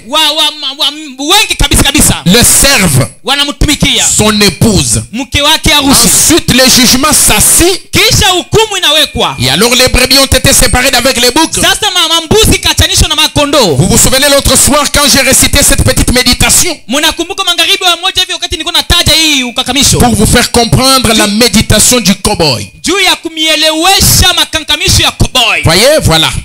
Munaona? Non, eux, ce sont ceux de l'église. Wenye wale ni wa makanisa. Les gens qui sont dans les dénominations. Watu wenye kuwa mu madhehebu. Qui sont des vrais chrétiens. Wenye kuwa wa Kristo wa kweli. Qui reçoivent les messages. Wenyewe kunapokea ujumbe. Mais qui ne les verront jamais. Lakini hawatamuona kamwe. Il ne leur sera jamais prêché. Hawatahubiriwa kwa kamwe ujumbe. Parce que les bandes font partout. Même les brochures, on les lit dans des grands bureaux que vous connaissez là. Kwa sababu mabande na mabroshiri iko fasi yote, hata mabiro kote mnajua. Vous savez ça, non? Mnajua vile. La source d'inspiration intéressable. Chemu ya uvuto yenye kaukake. Amen, amen. Amina. Mais il ne leur sera jamais prêché. Lakini hawataacha wahubiri. Et ceux qui sont dans des groupes mixtes. Na wale wenye kwa mgumu. Et à qui il est prêché. Cela leur passera complètement au-dessus de la tête. Au moins que leur nom ne soit dans le livre de vie de l'agneau. Oui,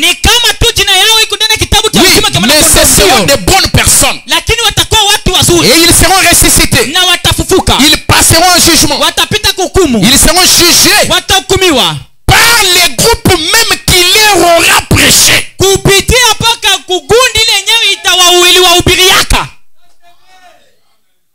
C'est pourquoi quand Frère Branham parle Ndio kama wakati ndugu bwana unasema des attributs de la gloire du Christ dans le livre d'Apocalypse, ya ile kazi ya utukufu ya Kristo ya kitabu cha Ufunuo, il dit que la voix de celui qui parlait là, anasema sauti ya ule alikuwa anasema ule c'était comme la voix des grandes, le bruit des grandes eaux. ilikuwa sawa vile sauti ya maji mengi. Frère Branham dit que signifient les eaux. Ndugu Branham anasema maji inamaanisha nini? Ce sont des foules de langues et de peuples. Anasema ni magundi watu na malugha. Et Frère Branham dit, Na ndugu Branham anasema vous voyez que sa voix est semblable au bruit des grandes eaux. munaona sauti yake inafanana kwa makelele ya maji mengi. Il dit ce sont des multitudes de témoins Anasema ni washuhuda wengi qui ont prêché au cours des ans. wenyewe walihubiri mwenendo wa C'est vizazi. votre voisin, l'épouse là qui sera votre témoin. Ni ule jirani wako, bibi harusi mwenye atakuwa mshuhuda Quand on wako. va te poser la question, Wakati watakuswali pourquoi tu n'étais pas sauvé? juu ya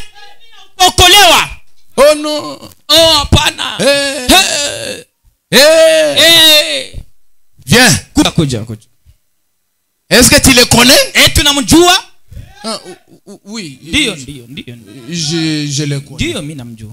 Tu le connais? Unamjua? C'est qui? Ni nani? C'est Pasteur Richard. Oh, ni Pasteur Richard. T'avait-il parlé Alikusemeaka du message de ton jour? ya ujumbe wakati wako? Oui, bon, il m'a parlé. Alisemaka. Mais pourquoi tu n'avais pas cru? Jua nini sasa kuamini?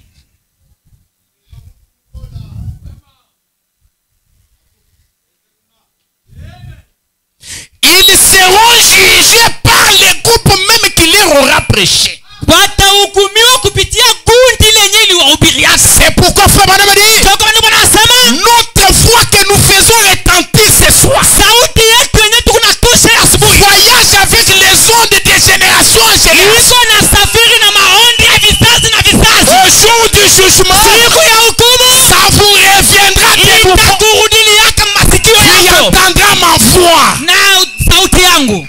Tu entendras de Utasikia nouveau. sauti yangu tena. J'ai un thème que j'avais prêché un jour ici dans cette Kuko église. kishina moja Tu nilihubiria hapa. entendras de nouveau ma voix. Utasikiaka tena sauti yangu. Est-ce que le message ne t'avait-il pas été prêché? Eti ujumbe wa Oui, kuhubiri il avait été prêché. alihubiri. Mais pourquoi tu n'avais pas pris garde? Juu ya nini ya kuiamini? Dieu parle tantôt d'une manière, Mungu tantôt d'une autre. anasemaka mwanamune ya kuachana. Mais les gens n'en prennent pas garde. Lakini bantu wabayangalie. Tu seras jugé Utahukumiwa par la personne même qui kupitia t'avait Mungu prêché. yule mwenye alikuhubiri. Haleluya.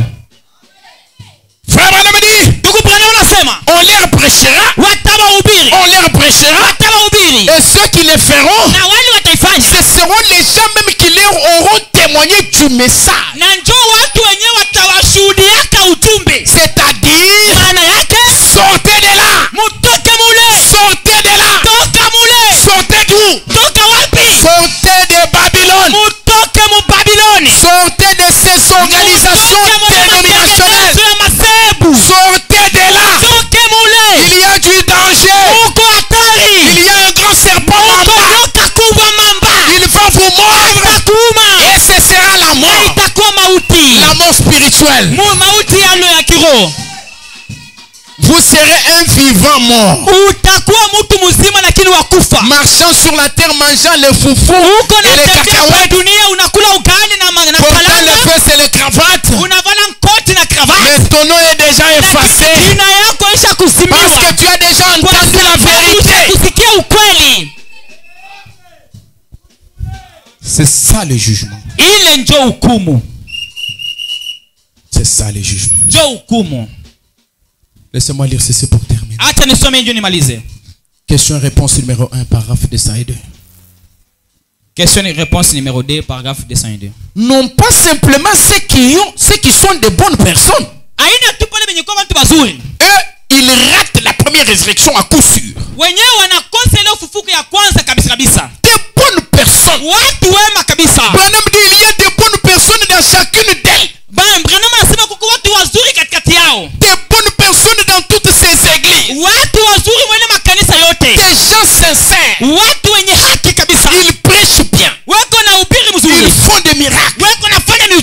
été sincèrement dans l'erreur. lakini weko na uhaki katika kosa.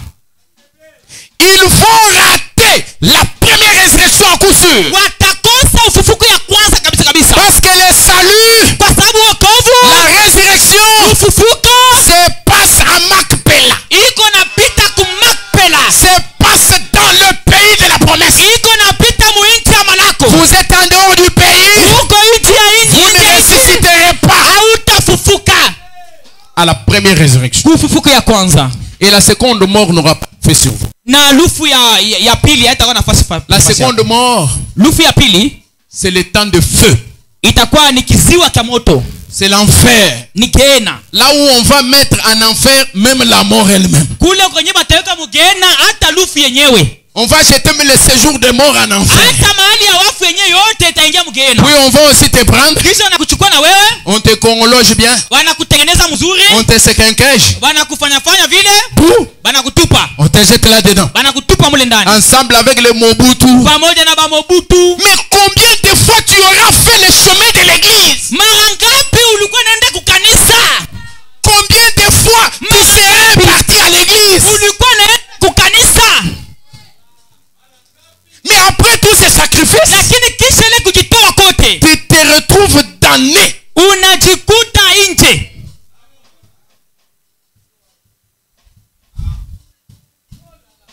C'est grave. Ni nguvu kabisa, C'est grave. ni ya nguvu kabisa. Frère Branham dit, Ndugu Branham anasema, la Bible dit, et les autres morts ne revinrent point à la vie jusqu'à ce que les 1000 ans soient accomplis. Biblia inasema bafu bengine habatakudia muuzima kisha kupita miaka 1000. Pas vrai? Haina vile? Et ce sont ceux dont le nom a été écrit dans le livre de vie de l'agneau. Ni juu ya wale wenyewe majina yao yaliandikwa mu kitabu cha uzima kama na kondoo, Mais qui ont refusé le baptême du Saint-Esprit. lakini walikataa ubatizo wa Roho Mtakatifu. Leurs noms sont écrits. Majina yao inaandikiwa, Mais ils ont refusé le baptême du Saint-Esprit. lakini walikataa ubatizo wa Roho Mtakatifu. Ils ont refusé l'huile. Walikataa mafuta. Ils étaient corrects, Walikuwa wenye kunyoroka, sincères, wenye haki, honnêtes. wenye haki J'ai kabisa. déjà rencontré des gens qui ne croyaient pas ce message, mais honnêtes. Nilikuta watu wenyewe waamini ujumbe, lakini wenye kunyoroka, Corrects. wenye kunyoroka. Quand vous faites avec lui vous traitez avec lui une certaine affaire, Kama uko naye nafanya kazi mwa fulani, s'il vous dit 12 heures, il est là 12 heures. kama nakwambia ni 12 yako pale. Il peut prendre votre argent, il part à Dubaï, il achète les choses, il vous revient avec les centimes qui sont restés. Anachukua makuta anaenda ku Dubai, anarudia na ile yenyewe tabakia na kuletea. Mais il ne croit pas le message. Lakini amini ujumbe. Correct. Watu wenye kunyoroka, Sincère. wenye haki, Mais sincèrement dans l'erreur. lakini mumankosa. Ils n'ont pas reçu le Saint-Esprit. Hawakupokea Roho Mtakatifu. Vraiment, on me dit, Ndio wanasema ce ne sont que les élites qui partent à ce moment-là. ni mpaka wachaguliwa wenyewe wataenda ile Ce ne wakati. sont que les élites qui ont part au millénium. Ni mpaka wachaguliwa wenyewe watatawala kwa miaka Oh, 1000. dans ce cas, frère, quelle sorte de gens devrions-nous être? Mwa ile wakati ndugu yangu tutakuwa watu wa aina gani? Je veux vivre la période du millénium. Napenda kuishi wakati ya miaka 1000. Frère Branham dit, Ndugu Branham anasema rejetons tout fardeau tutupe mizigo et yote les péchés qui nous enveloppent si facilement. na dhambi yenyewe inatuzunguka. Si cet homme dit quelque chose de mal Kama huyu mtu anasema kitu kimoja kibaya ou fait quelque chose comme ceci, au anafanya kitu cha hivi, priez pour lui umuombee et continuez à na avancer. uendelee na kusonga mbele. Que votre seul et unique objectif Kifukuzio kyako cha se kipekee trouve en Dieu. ikwe ndani ya Mungu. Si personne d'autre n'y arrive, Kama mtu mwingine hawezi ah, kufika, j'ai tellement aimé ça. napenda hii sana. Si personne d'autre n'y arrive, Kama mtu mwingine anashinda kufika, vous arrivez-y. lakini wewe ufike. Si personne d'autre n'arrive au baptême du Kama Saint-Esprit, mtu mwingine anashinda kufika ubatizo wa Roho vous Mtakatifu, arrivez-y. wewe ufike. Si personne d'autre n'entre dans le millénium, Kosa kuingia mu miaka 1000, vous entrez dans le wewe millénium. uingie miaka 1000. Si personne d'autre ne se répand, Atubu, toi répands-toi wewe utubu et donne ta vie au Seigneur Jésus-Christ. na upeleke maisha yako Bwana Yesu Kristo. Jésus, Yesu il est la parole. ni neno. Jean 1:1 le dit clairement. Yohani 1:1 nasema Au wazi, commencement était la parole. kumwanzo ilikuwa La neno, parole était neno Dieu. ilikuwa Mungu, La parole était neno avec Dieu. ilikuwa pamoja na mungu Et la parole neno fut faite chair, ikifanya mwili habita parmi nous, ikaishi katikati yetu pleine de grâce. jazo na neema Cette parole, ile neno c'est Christ. kristo Et aujourd'hui, leo Christ, Kristo il est le message ujumbe du temps ya wakati de la fin, ya mwisho prêché yenye ubiriwa par kupitia William Marion Branham. Branham. Dieu ne peut pas agir sans l'homme. mungu hawezi kutumika bila mtu Il aurait utilisé le soleil s'il le voulait. alipasha kutumikisha Il aurait utilisé Saturne, Jupiter, alipasha kutumikisha Saturne na Jupiter Neptune, Lune et les autres planètes na mingine pour prêcher l'évangile. pia kuhubiri injili Mais il a choisi l'homme. lakini alichagua C'est mtu l'homme que vous verrez, ni mtu uliotaona mais c'est Dieu qui sera en face de lakini vous. ni mungu matoka mbele yako Percez le voile. mupasule pazia Au-delà du voile, ngambo ya pili ya il y pazia a un homme. kuko mtu Qu'est-ce que vous voulez dire, monsieur? unataka kusema nini bwana Est-ce que vous voulez dire que Branham est Dieu? unataka kusema Branham ni mungu Vous voulez dire que Branham est unataka Dieu? kusema Branham ni mungu Alors vous voulez dire que Branham est l'homme? unapenda kusema Branham ni mtu C'est lui qui dit qu'il est Dieu. ule mwenyewe nasema ni mungu Il a raison. eko na sheria C'est lui qui dit qu'il est l'homme. ule nasema kile ni mtu Il a raison. eko na sheria Je regarde les fronts des autres personnes. naangalia masule ingine na inaanza kufunga saa Vous croyez seulement quand je dis qu'il est l'homme. munaamini tu wakati nasema ni mtu Jésus dit, yesu tous anasema ceux à qui la parole de Dieu est venue, bale bote wenye neno ya mungu ilikuwa nakuya ce sont de Dieu. ni miungu La Bible dit, biblia inasema vous êtes des dieux, muko miungu mais vous mourrez lakini muko na comme des hommes. sa vile bantu haleluya Là tu dis, haleluya je suis aussi Dieu. na mimi niko mungu Mais maintenant quand je dis, lakini wakati nasema quand nous voyons Branham dans cet âge, wakati unaona Branham wa hiki c'est sasa Dieu qui est venu nous ni visiter. mungu mwenyewe kuja kututembelea Là tu refuses. pale unakataa Tu acceptes seulement ta divinité. unaitika mpaka bumungu bwako wewe Mais tu n'acceptes pas lakini hauitiki que cet homme ya huyu mtu était constitué mwenyewe d'une substance en or. alifaniziwa na uzima ya dhahabu Alléluia. haleluya Croyez l'homme. muamini mtu C'est la chose la plus difficile. kitu cha nguvu sana Amener un mortel peleka mtu à wakufa croire dans un autre mortel. amini mtu wakufa Si mwingine tu crois Branham ce soir, kama unaamini Branham ya même asubuhi si tu es boité, hata kama uko kilema je te jure au nom de Jésus-Christ, nakwambia mjini la Yesu Kristo je te l'ai dit, nakwambia là où tu es là, pale penye uko pale commence à jeter les bêtises. hata kutupa mabeki haleluya haleluya Si tu crois Branham, kama unaamini Branham je te confronte à la commission. na kuweka mbele ya kazi Qu'est-ce que la commission dit? kazi nasema nini Amène les gens à te peleka croire watu wa kuamini et sois sincère. ukuwe waki Si tu l'es, kama uko vile une maladie, magonjwa tamoja aucun problème, kuna mambo mais résiste esewe itakangala à ta prière. tu maombi yako Et ce soir, naiba au ngaribi nom de Jésus-Christ, jina la Yesu Kristo je ne veux pas que tu fasses seulement le bruit.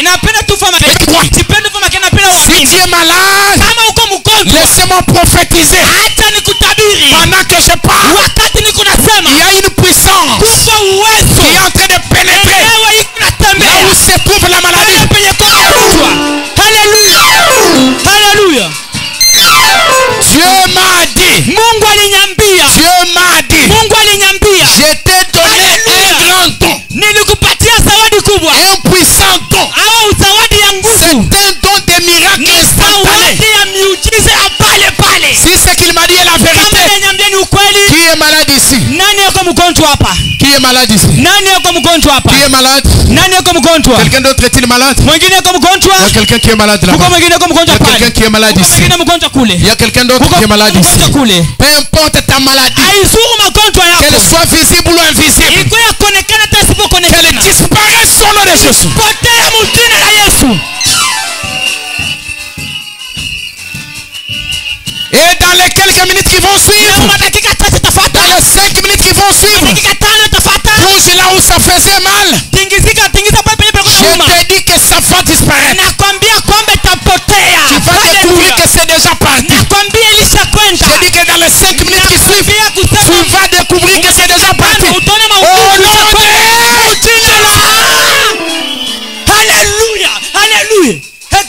Gloire à Dieu.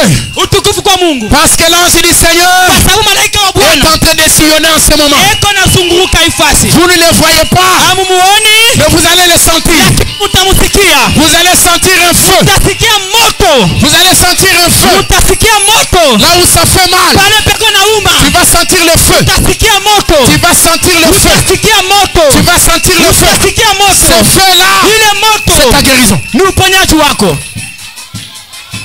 Haleluya. Quelqu'un a-t-il un problème? Mtu mwingine kuna mambo. Quelqu'un a-t-il un problème? Kama mtu kuna mambo. Rentre ce soir. Umrudie imangarizi. Ce problème est terminé. Ile mambo inamalizika. Haleluya. Quelqu'un a-t-il une dette? Kuko mtu kuna deni. Est-ce que tu as les dettes? Uko na mandeni. Je t'envoie Na kutuma dans la plus grande banque ndani ya benki kubwa. que je connaisse, Ndani najua. la banque céleste, Benki ya mbingu. signée du nom de Jésus. Tena sainiwa mjina la Yesu. Remplissez les montants Ujaze makuta au yako. nom de Jésus. Jina la Yesu. Dans 3 jours, Masiku tatu. je dis bien dans 3 jours, Nasema siku tatu. ta dette sera payée. Madeni yako talipiwa. Haleluya, haleluya, haleluya, haleluya, haleluya. Exacte vérité. Quelqu'un est stérile ici? Kuko mtu ako tasa hapa. Tu ne vois pas d'enfant? Mwenyewe na mtoto. Ou tu as une femme qui ne met pas au monde, Uko na bibi mwenyewe zaraki. dont la maternité s'est arrêtée. Enye buzazi nasimama. Mais c'est ça même mon domaine. Na njo kazi yangu. C'est ça le domaine que Dieu m'a Njo donné. kazi Mungu alinipatia. Au nom de Jésus, Mjina la Yesu. je te donne un enfant. Nakupatia mtoto. Haleluya. Tes activités sont bloquées. Makazi yako inafungwa. Oh, merci Seigneur Jésus. Oh, asante Bwana Tes Yesu. activités sont bloquées. Makazi yako inafungwa. Ça ne marche pas. Haitembei. Ça ne marche pas. Kiendeke. J'ai des billets de dollars ici. Niko na mabia ya madola. Est-ce que tu es prêt à les recevoir? Uko tayari kuipokea? Au nom de Jésus. Jina la Yesu. Prenez ça. Bebayo. Haleluya. Exacte vérité. Haleluya. Exacte vérité. Haleluya. Ton foyer est instable. Ton foyer est instable. Kazi nyumba yako Ton isimame. foyer est instable. Nyumba yako isimame mzuri. Il y a des troubles partout. Haleluya. Il y a des troubles dans ton foyer. Uko vita fasi yote mnyumba. Laisse-moi te dire Acha nikwambie que Jésus-Christ, kwamba Yesu il Kristo est appelé anaitwa le prince de la paix. akiita wa amani. Au nom de Jésus, Jina la Yesu. je te donne la paix. Nakupatia amani. Haleluya. Tu cherches le baptême du Saint-Esprit. Unatafuta ubatizo wa Roho En Mtakatifu. 7 minutes, n'importe quoi peut arriver. Kwa hii dakika vyote vinaweza kufika. Je sais de quoi je parle. Najua penye niko nasema. N'importe quoi peut arriver. Kitu kyote kinaweza kufika. Tu as besoin du Saint-Esprit. Uko lazima na Roho Tu Mtakatifu. cherches la vie éternelle Tafuta uzima wa pour milele. que tu sois dans l'épouse. Si upate ndani ya bibi Mais harusi. c'est ça que Dieu aime. Ndio kenye Mungu anapenda. Il aime que tu viennes ça. Anapenda upende Il aime vile. que tu aimes ça. Anapenda upende Au vile. nom de Jésus-Christ, Jina la Yesu Kristo. que la même puissance Ile uwezo moja qui moja. était descendu le jour de la Pentecôte. Yenye ilikuwa na kitu cha enzi ya tukufu. Baptise du Saint-Esprit. Soyez baptisés du Saint-Esprit. Ikubatiza na Roho Mtakatifu. Au nom de Jésus-Christ. Jina la Yesu Kristo.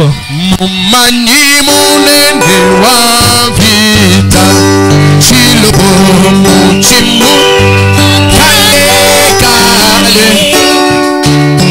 Chilobo chikole vita Yesu kena muchimu Yesu chilobo Chilobo we Chukawenda Yesu tuluka wenda majunde Bana bebe Ulwebe lwaboche monde Chilobo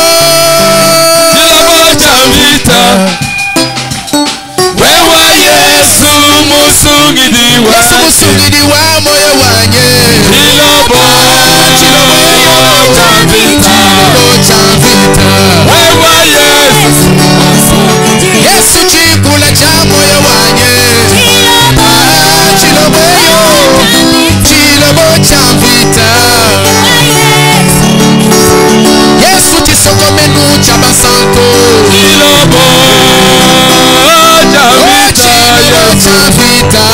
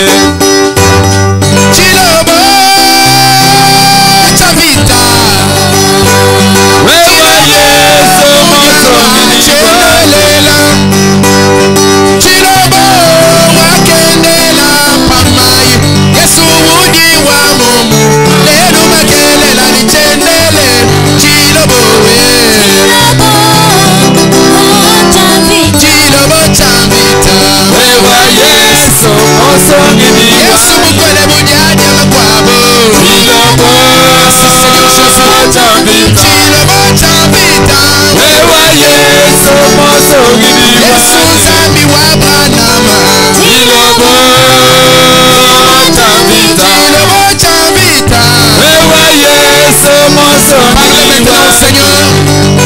Parlez au Seigneur Ombe Mungu du plus profond de votre cœur. omba tu na upana wa moyo wako Parlez-lui sincèrement. umusemezee na waki yote Qu'en est-il de tout ce qui vient d'être dit? sema njia yote ambapo wewe unasikia na tunakuonesha Parlez-lui sincèrement dans votre cœur. useme naye katika waki wa moyo wako Je sais que cette parole vous a touché. najua kama hii maneno ilikugusa Parlez-lui maintenant. sasa sema naye Par rapport au niveau kufatana na hatua auquel vous avez été touché. ambapo wewe uligusiwa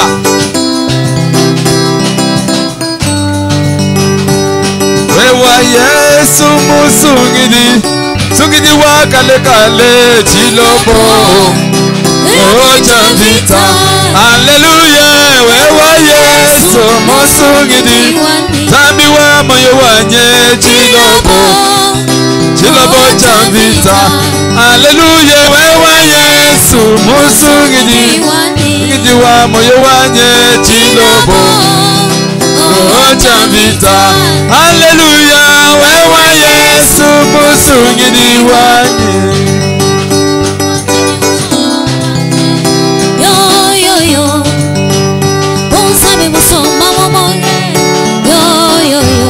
Watching you fall from a mountain, yo. Buzami busomba mumoye, yo. Watching you fall from a mountain, Buzami busomba muwewa, yo. Watching you fall from a mountain, yo. Buzami busomba mumoye, yo. Watching you fall for Ubant, Bonsami Busomba Mumo. Watching you fall for Ubanto, yo. Watching you fall from Ubant, yo. Bonsami Busomba muwewa, hallelujah. Watching you fall from Ubant, yo. Oh, Bonsami Busomba mumoye, yo. Watching you zambi wani Watching you fall for Ubante, yo. Bonsami busomba mumoye, yo. Watching you fall from Ubante, yo. Oh, Bonsami busomba mumoye, yo. Busomba mumoy, watching you fall for Ubanto. Bonsami Busomba mumoy, watching you fall for Ubanto. Bonsami Busomba mundawe, watching you fall for Ubanto. Yo. Watching you fall for Ubante, yo. Bonsami busomba mumoye, yo. Watching you fall from Ubante, yo. Bonsami busomba mumoye, yo.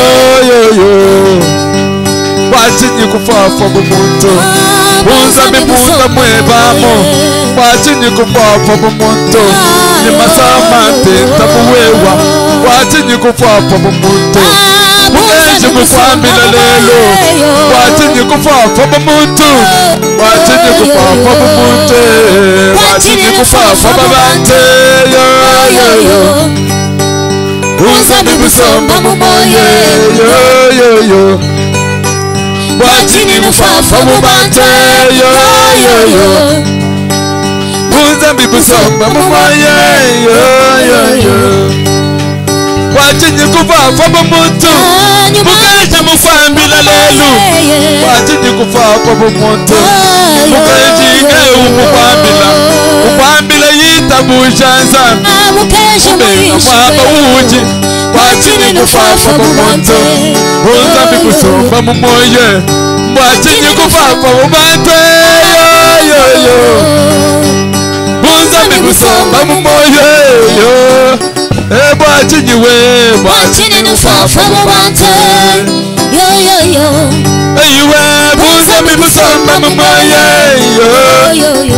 Bachinye buina bachini nufafa mumuntu yo. Eyiwe buza mi busomba mumoye yo. Bachini nufafa mubantu buza mi busomba mumoye. Bachini nufafa mubantu mukenje musomba mumoye. Bachini nufafa Mwipa musomba mumoyi Wachini nufafa mubantwe Yo Wachini nufafa mubantwe Yo Buza mi musomba mumoyi Yo Wachini we Wachini nufafa mubantwe Yo Eyiwe Buza mi musomba mumoyi Yo Wachini nufafa mumoyi Mugenzi mufambila lelo Itabuja mwana wangu Wewe musungiti mwane Wachini kufafa mumuntu Kishi kuwela muwewa Muti mujuvwila kayeba Wachini kufafa mumuntu Wachini kufafa mumuntu Yo Buza mi busomba mumoye Yo Ayiwe Wachini kufafa mumuntu Yo Buza mi busomba mumoye Yo Nulwalo ni masama enu Walukila na ukumbelu Makenga walu na ukunzambi Walukila na ukabiti kweba Wachini kufafa mumuntu Zambi nyawa kula mwabe Wachini kufafa mumuntu Buza mi busomba muwewa Wachini kufafa mubante Buza mi busomba mumoye Wachini we Wachini kufafa mubante Inahu Buza mi busomba mumoye Wachini we Wachini kufafa mubante Eyiwe Buza mi busomba mumoye Wachini kufafa mubante Mwipa mwikala mudamwe Wachini ufafa mubantu Mukenji muishi kwalelu Wachini ufafa mubantu Nyuma mwipa mwikala mumoyi Wachini ufafa mubantu Yo Wachini we Wachini ufafa mubantu Buza mi busomba mumoye Wachini we Wachini ufafa mubantu Buza mi busomba mumoye Wachini nufafa mubantu Buza mi busomba munda Wachini ufafa mubantu Nyuma mwipa mugala mumoyi Wachini ufafa mubantu Nyuma mwipa busomba mumusuka Wachini ufafa mubantu Wachini we Wachini ufafa mubantu Buza mi busomba mumoye Wachini nufafa mubante Buza mi busomba mumoye Wachini kufafa mumuntu Chihiji kwambila pinte Wachini kufafa mumuntu Kubega mwakwita buja wewa Wachini kufafa mumuntu Buza mi busomba muwewa Wachini kufafa mumuntu Kufafa ni buntu wewawu Wachini kufafa mumuntu Itabuja numukenzi Wachini kufafa mumuntu Nyumu wazambi unju weba Wachini kufafa mumuntu Buza mi busomba mumoye Wachini we Wachini ufafa mubante Hallelujah Buza mi busomba mumoye Wachini we Wachini ufafa mubante Hallelujah Buza mi busomba mumoye Wachini we Wachini ufafa mubante Hallelujah Buza mi busomba mumoye bwakini ufafa mu bantu wewe mikala nzambi bwakini ufafa mu bantu mwamwipa musomba boy bwakini ufafa mu bantu bawujambanza bwakini ufafa mu bantu yo yo yo bwakini ufafa mu bantu yo yo yo Musabi musomba mu wewe yo yo yo bwakini ufafa mu bantu yo yo yo hey we musabi musomba mu moyo yo yo yo bwakini ufafa mu bantu mwamwipa musomba mu moyo bwakini ufafa mu muntu bawujambanza bwakini ufafa mu bantu yo yo yo Musabi musomba mu moyo yo yo yo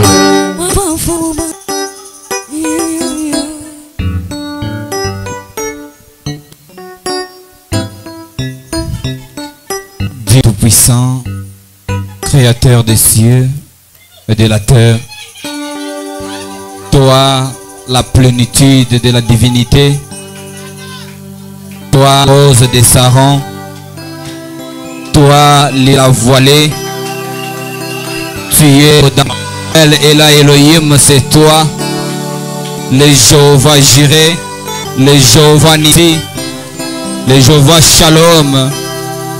Ton nom, c'est le Seigneur Jésus-Christ. Amen. Tendre bien-aimé Jésus-Christ, le Dieu de William Branham. Ce matin, Seigneur, nos cœurs tressaillent de joie. Dieu Tout-Puissant et Dieu de William Branham. Parce que, Seigneur, tu nous as fait voir ton agenda, Seigneur Jésus. Enfin, Seigneur de gloire, Père éternel, que nous ne puissions pas rester dans la distraction. Pour, Seigneur de gloire, Père éternel, Dieu Tout-Puissant et Dieu de William Branham, manquer de l'huile dans nos lampes, Seigneur.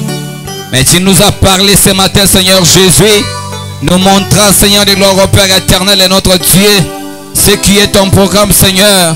Maintenant, ce matin, Seigneur Dieu de gloire, Père éternel, pour cela, Seigneur Dieu de gloire, Père éternel, que tu es resté en distraction, Dieu Tout-Puissant et Dieu de William Branham, nous t'avons parlé, Seigneur Jésus.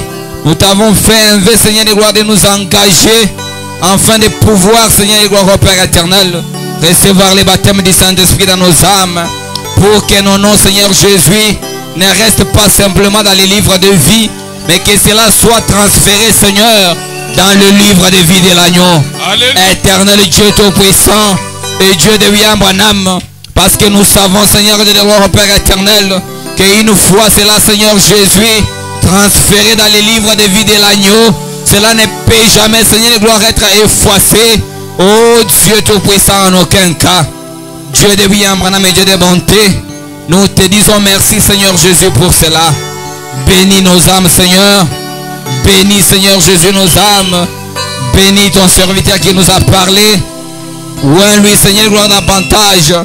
Puisses-tu, glorieux Père Céleste, notre Dieu, pourvoir à ses besoins, Seigneur. Ce matin, Seigneur Jésus, je te prie, Seigneur de gloire, oh Dieu de bonté, de pouvoir, Seigneur de gloire, Père éternel, bénir, oh Dieu Tout-Puissant, tout un chacun de nous. Enfin, Seigneur Dieu de gloire, que parmi nous, Seigneur Jésus, qu'il n'y ait pas, Seigneur de gloire, Père éternel, des vierges folles, Père éternel, notre Dieu. Mais Père éternel, notre Dieu, que tous nous puissions, Père éternel, être des vierges sages, oh Dieu Tout-Puissant, qui ont l'air l'huile, Seigneur de gloire, oh Dieu bien-aimé à côté d'eux. Bien-aimé Père éternel, notre roi, nous te disons merci pour tout. Maintenant, tendre Père éternel, nous te consacrons, Seigneur Jésus, la cérémonie, oh Dieu bien-aimé, de consacration du mariage entre tes saintes et bonnes mains, Seigneur. Puisses-tu, glorieux Père Céleste, notre Dieu, bénir cela pour ton honneur et pour notre joie. Alors que nous nous abandonnons et remettons tout entre tes saintes et bonnes mains, tout pour ton honneur et pour ta gloire, dans les noms qui est au-dessus de tous les noms puissants, les noms précieux, les noms qui est au-delà de tout, celui du Seigneur Sauveur Jésus-Christ. Nous t'avons ainsi prié par les moyens de la foi et nous croyons comme la parole nous dit que tu nous as déjà donné cela, Seigneur, et nous restons dans l'expectative de voir cela s'accomplir. Dans le nom de Jésus-Christ, nous t'avons ainsi prié avec foi Amen. Amen. Amen. Acclamez pour la gloire du Seigneur Jésus-Christ.